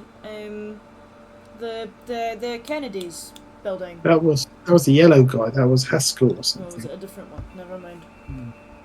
It was Haskell. But does anybody remember if Oberon's not meant to be kicking about at the moment, or is a shunned upon god in a way? So if you're meant to be connecting to Nocturne, which would obviously fuel Nocturne's power and your power, because it reunites you and your people and all who worship and all that, then if it's you've said the wrong chant and you've done it to the other one, then you're giving power to them and causing all their people to have power or whatever. Wasn't there old gods and new gods? Maybe Nocturne is the new one and Oberon was the old one. Well, that's what I mean. This isn't the old one's meant to be, bad, shun, terrible people. Well, if we're in Oberon Tower, surely you should have been praying to Oberon. Again, it's not turning the shun. Believed they were one and the same, just different honorifics. Well, shall we go and find people who are much older? Because I have no idea. I suggest your father or Maeve. I suggest we leave Radagast out of this conversation. Yeah, correct. At this point forward, Radagast is the one that's actually destroyed everything in this tower. In my eyes, I think it's Radagast that's done everything. He has fucked this entire situation, which I think is why it was easy enough for him to push the security and move things around, because everybody knows that he's been very trusted for a very long period of time, and all it takes is for him to change his mind. Nobody would question him or anything because he's had authority for a very long period of time. He's very trusted. I'm going to just be staring at the prisoner as Phelan goes off about Radagast. Just want to know if he smiles or looks upset or has any form of reaction in any way. Well, he's been listening to you all just sort of chat amongst yourselves and question basically everything you really know. He's just been smiling. It's not changed at the mention of Radagast. It's not changed at the mention of any sort of like the question. He's sadistically being enjoying himself. Oh, I fucking hate his smug face. Is it time for the fireball now? Well, no, because we're all standing here very close to something. I would rather you didn't. I've got a potion I could give him. Well, the healing one. Wink, wink. Yeah, the super good healing potion. No, I don't think we should. No. What about if... No, that's a silly idea.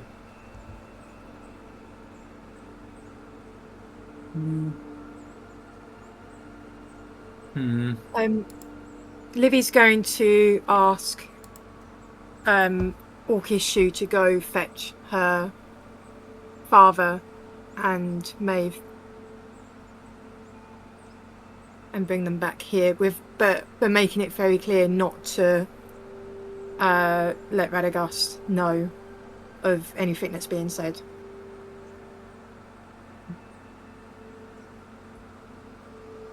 You're asking yourself. I mean, like, Yeah, you can agree to yourself. Nothing else is Yeah. I think we should go was back just 20 one seconds and you should roleplay that conversation. Trust me, it's fun.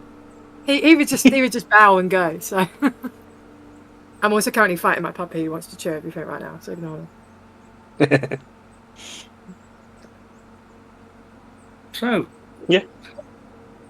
Moose sitting on his chair, swinging his feet because he can't reach the floor. What do we do now? I haven't got any more questions. I don't think he knows much more. Has it been 10 minutes? Like, how's the... Up to DM. You've probably got some time left if you wished. I He's not think online. we should strip him of all jewellery and clothing. Give him the most basic stuff, so he's not a threat in any way. Just kill him. You just can't kill him in cold blood. You No, I definitely don't. can. I don't. Should we? Well, if Would he decides he- to run off and speak to anybody else, he's maybe not, or possibly. It doesn't take long for this to come around and bite us back in the fucking ass. Because he already knows that there's stuff going on. Malachi already knows how to be involved. All he needs to do is find the right person, say the right thing, and he's back off on the fucking trail. Would he know about the stone? He doesn't know anything about the stone vast. You know, we could. Here's a crazy idea, right? Crazy idea, and it doesn't matter if he hears me actually, because you know he's a useless, stupid twat anyway. Is we could set up a prison, and I'm going to use the finger quotation marks. Put him in it, and having Orcish and a couple other select guard it. And then we just sit and wait for anyone that comes to visit him. And then, because no one should have a reason to, literally no one should have a reason to visit this guy other than people who are up to no good. And then we question whoever comes to visit him. That's providing we're not the bad guys. I did say this was a cult. All I'm saying is, if this turns out that this is actually a cult, I said right from the start. Right. I'm just saying. I think probably best if we just keep him under guard. A strip of any weapon, anything that can be used as a weapon. And try and find out what exactly I've signed myself up to with this ceremony first, before we decide to put a kind of spectacle on this.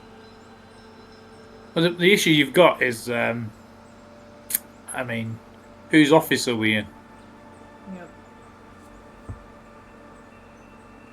And not only are we in this fantastically comfortable office, yay, we don't actually have anywhere to put him. You say put him on guard, or where?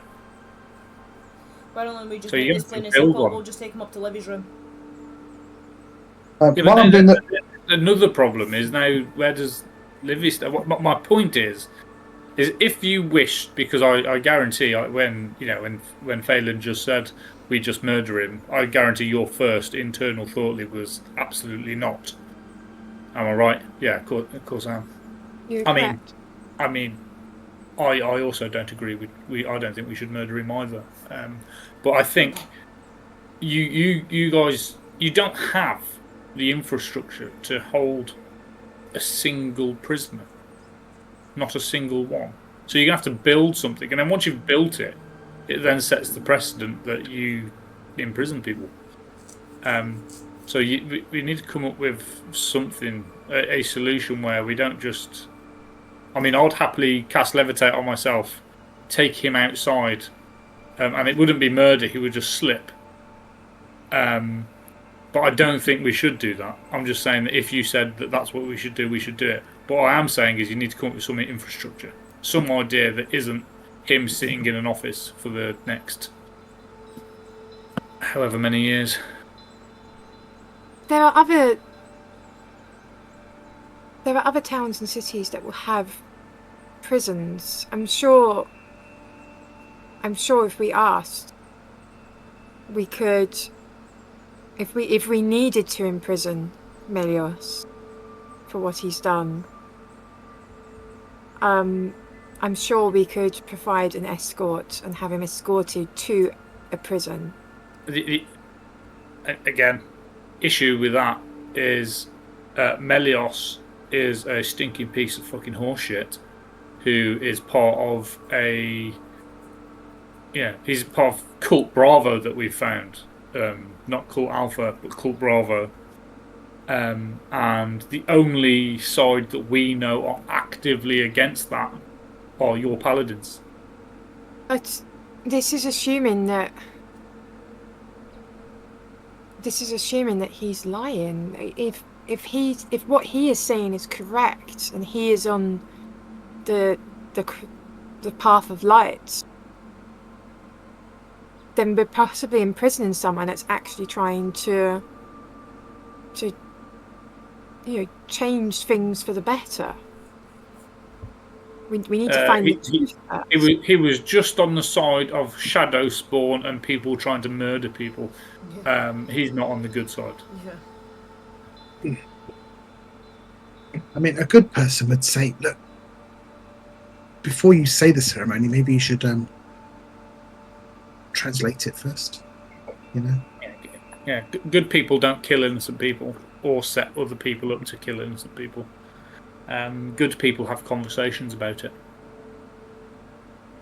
He hid in a cello. He could have kind of slipped you a note saying, oh, by the way, that chant, try translating it in your spare time. Mm-hmm.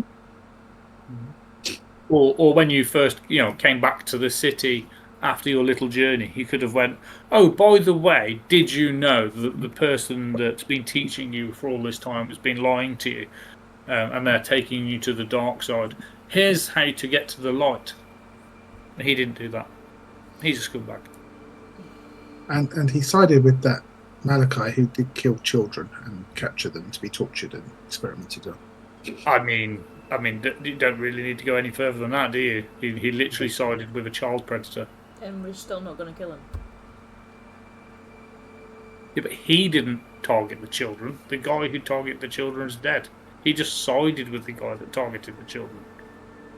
Other than being a traitorous piece of shit, he hasn't actually committed a crime. He didn't even hit me. I mean, I can't even do him for assault. No, The he got attempted me. murder.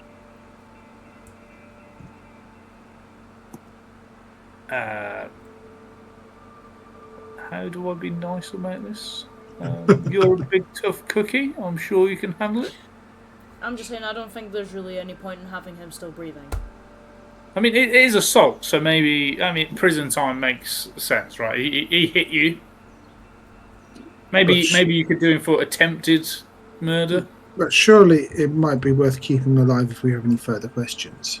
For the thing he doesn't know anything on. That he's saying he doesn't know. Yeah, Doesn't and mean if he- you don't want to press him for it now, he's still not going to do it. Like, we can't force him to tell us the truth.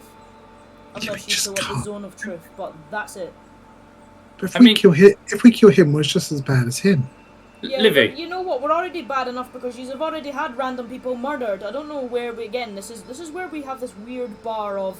There's times where we can't kill people because it's bad, and then you just go, you know what? We'll kill those people, and we go back and forth from this bar of let's not murder, let's murder, let's not murder, let's murder. So I'm just trying to get rid of scum that could come round and bite us back in the ass because every time that we let somebody fuck off, which you have clearly had with Malachi who got off, he came back yet again.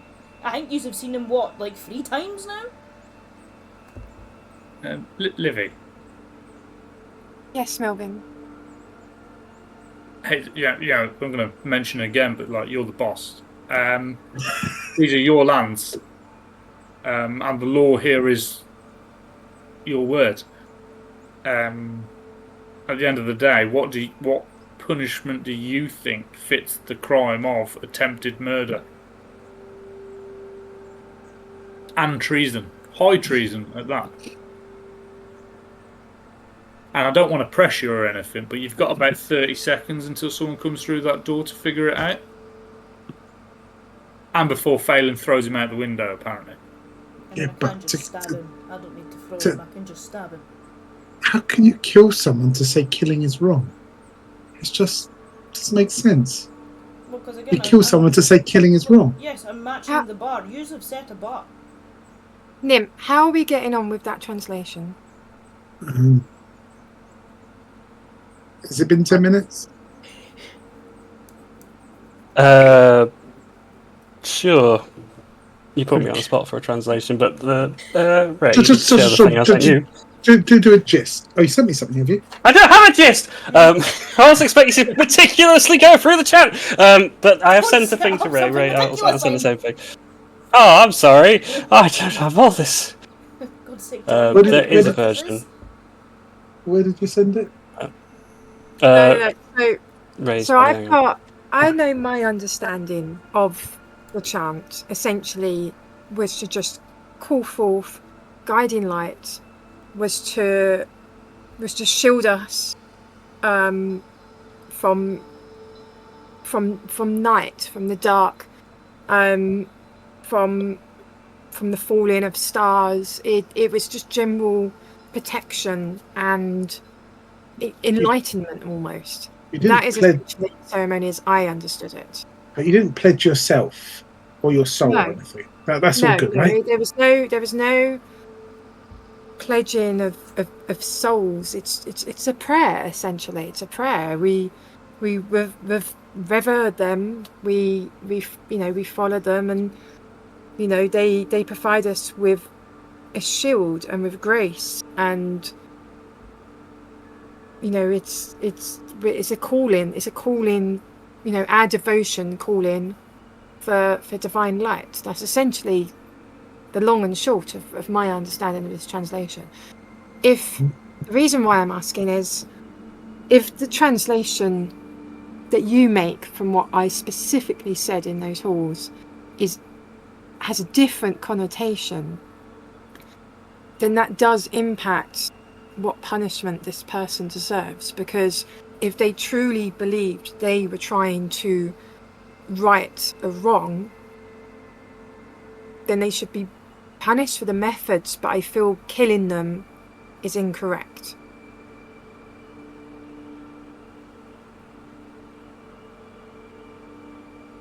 But if actually they were trying to get me to, if actually my interpretation is correct, and in fact that they're lying to us right now, then they would deserve a much more severe punishment, because they were trying to steer everything, not just to harm anyone, but just to also steer everything into the dark.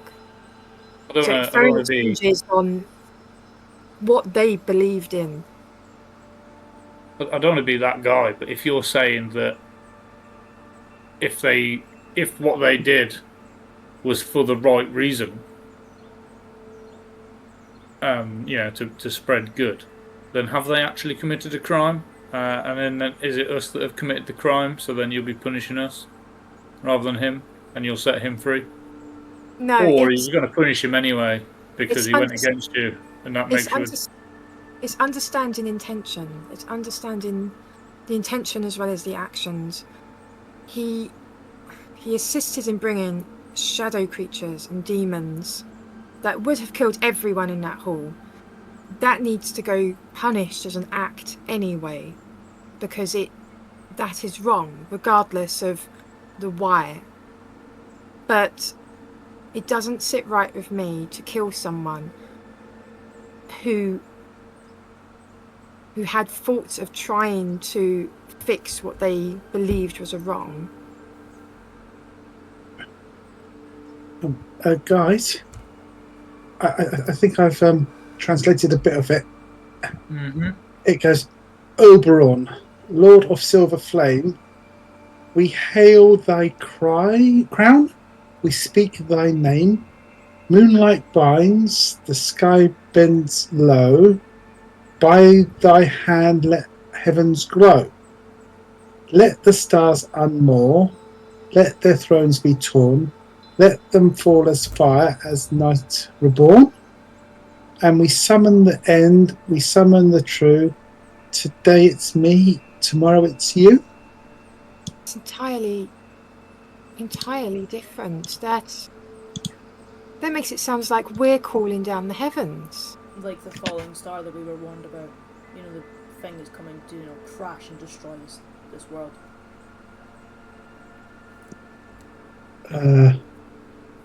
God damn it! I knew it was a fucking call. But Livy didn't know. She's it's not her fault. Yeah, I don't think everybody here is involved. I think one person, the one that hired every single tutor to teach her, that maybe, has the right of power in doing so, is the corrupted one and has caused this entire problem because they're on the wrong side. And Livy's been brought up to learn regardless and didn't question any of it because she didn't have any other prior knowledge. Because she's been here the entire time, her entire life, other than the time she's adventured out with us. Okay, so Livy, it was Radagast who taught you the chant. Was anyone in the room with you when he used to do this? I mean, no, there wasn't, and it was just a handful of professors, and I would see them one at a time. They all had their own topics to teach me, and Radagast oversaw all of that and also had his own teachings with me. And he is the one that taught me this chant. He is the one that stressed how important the ceremony was. okay.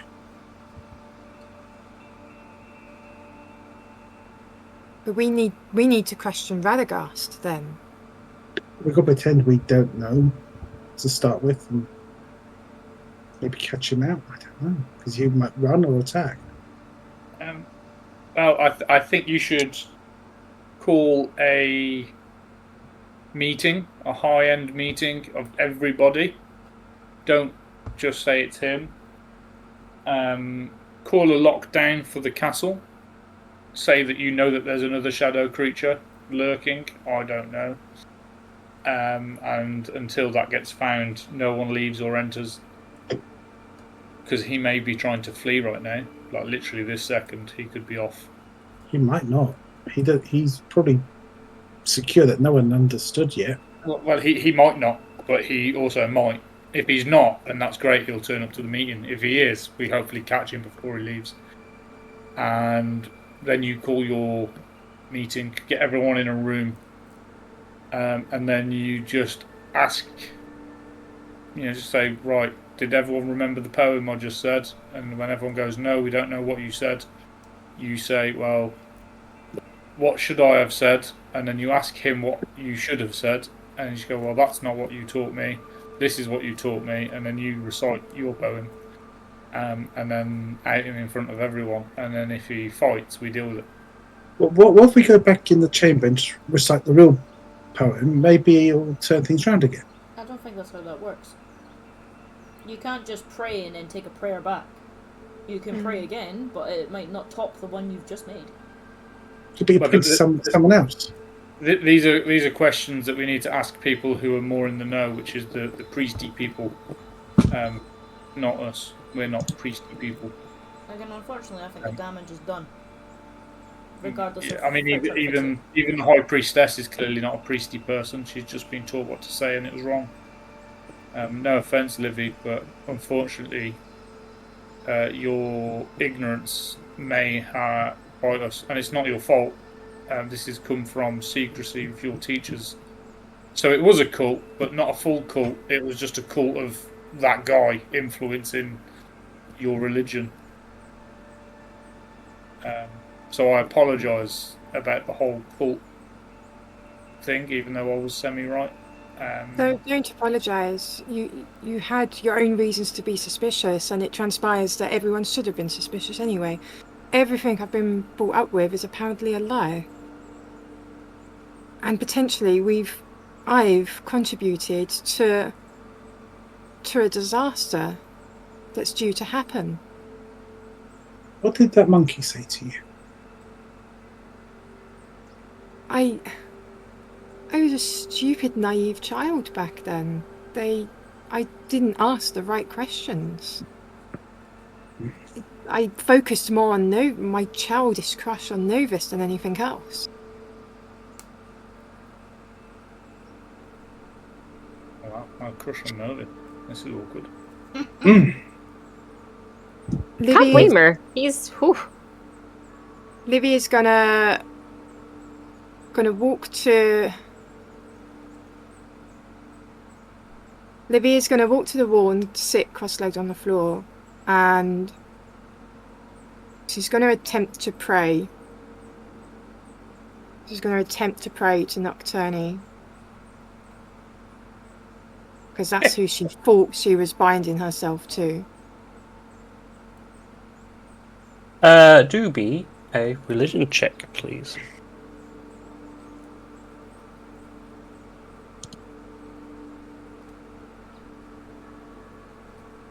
I'm going to use my heroic inspiration to fix that.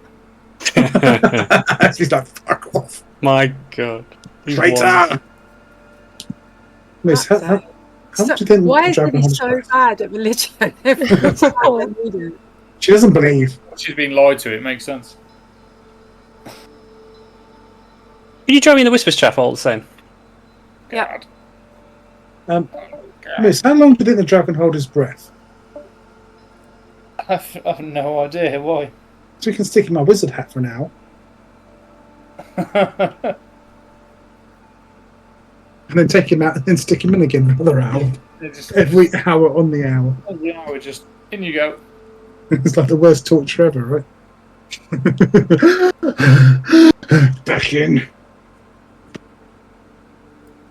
Yeah. I think we fucked up, guys.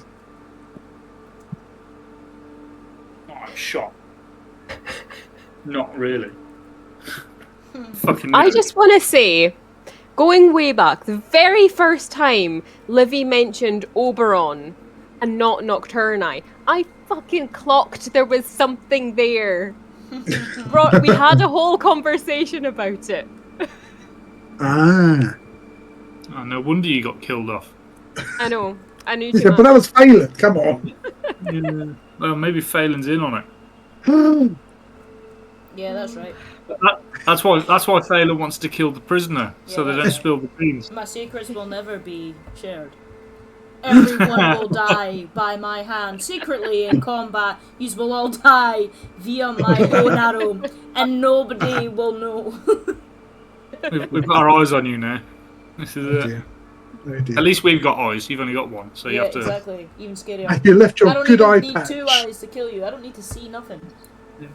But this explains why you didn't wear your patch. You were like, I don't need that. It's fine. Convenient. And you've been trying to break up the romance as well, which is also very suspicious. I know, right? Keep Livy on the path, right? Keep Livy on the path. Yeah, man. We've cracked it, guys. We know who the big bad is. Dun, dun, dun. It's not Phelan, it's Phelan's kid. The evil Doing this for master. you, Dad. This is all for you. Oh, great. Thanks for making me look like a dickhead, you little bastard. Now you've done it. Miss is going to point at me and go, I knew it all along, and it's going to be your fault, and I'm not going to not hear about it for the rest of my life. Oh dear. That would be the ultimate. Imagine, genuinely though, honestly, that would be the ultimate. Is if you've gone all this time Big play. as the bad, Well, and it made us feel terrible, but I mean, you were in on it. did you ever play Fallout? I think 4. I think it was, or 3, where the kid gets taken, and in time he grows up and he becomes kind of a very important player.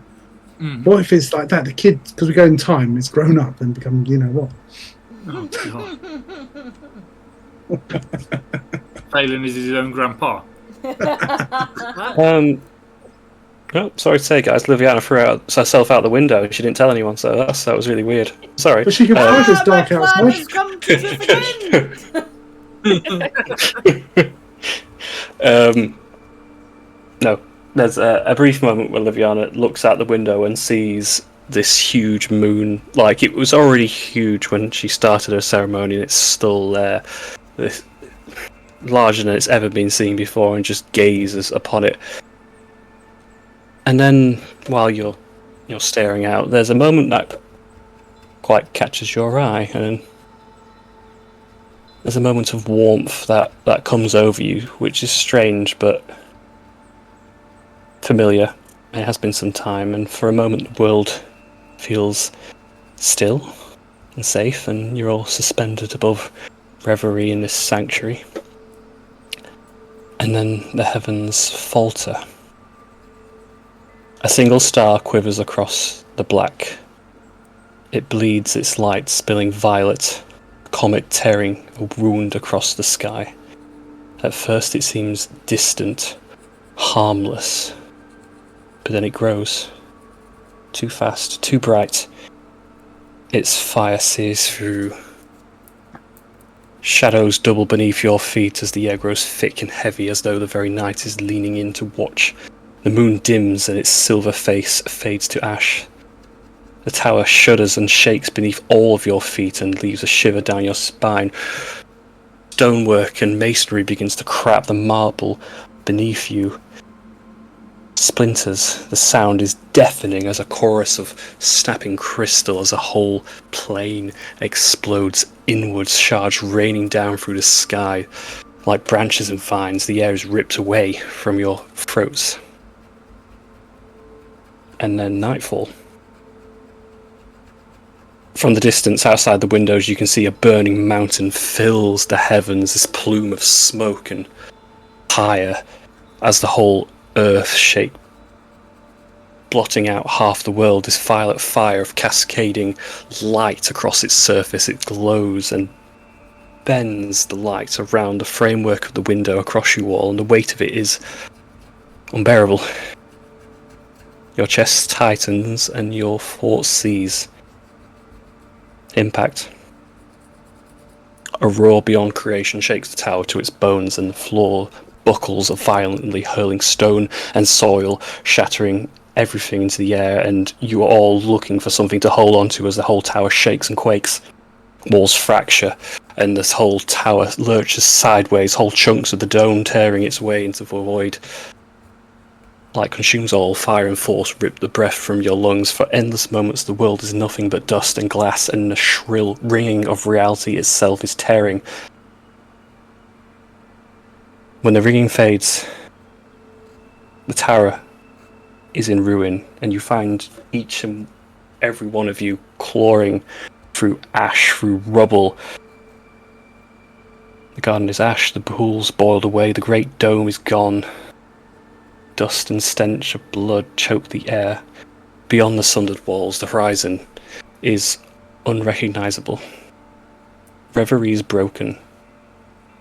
Towers collapse like straw and spires burn like candles, and where Calypso's heart once lay, you see this fire, this crater, filled with violet fire and storm. Within that wound, something stirs almost. From the distance, you can just about see as you make your way out of the rubble. The moon is dim, The seas thrash, the cities burn, survivors crawl among the rubble, whispering prayers that fall unanswered. This is not the continuation of an age.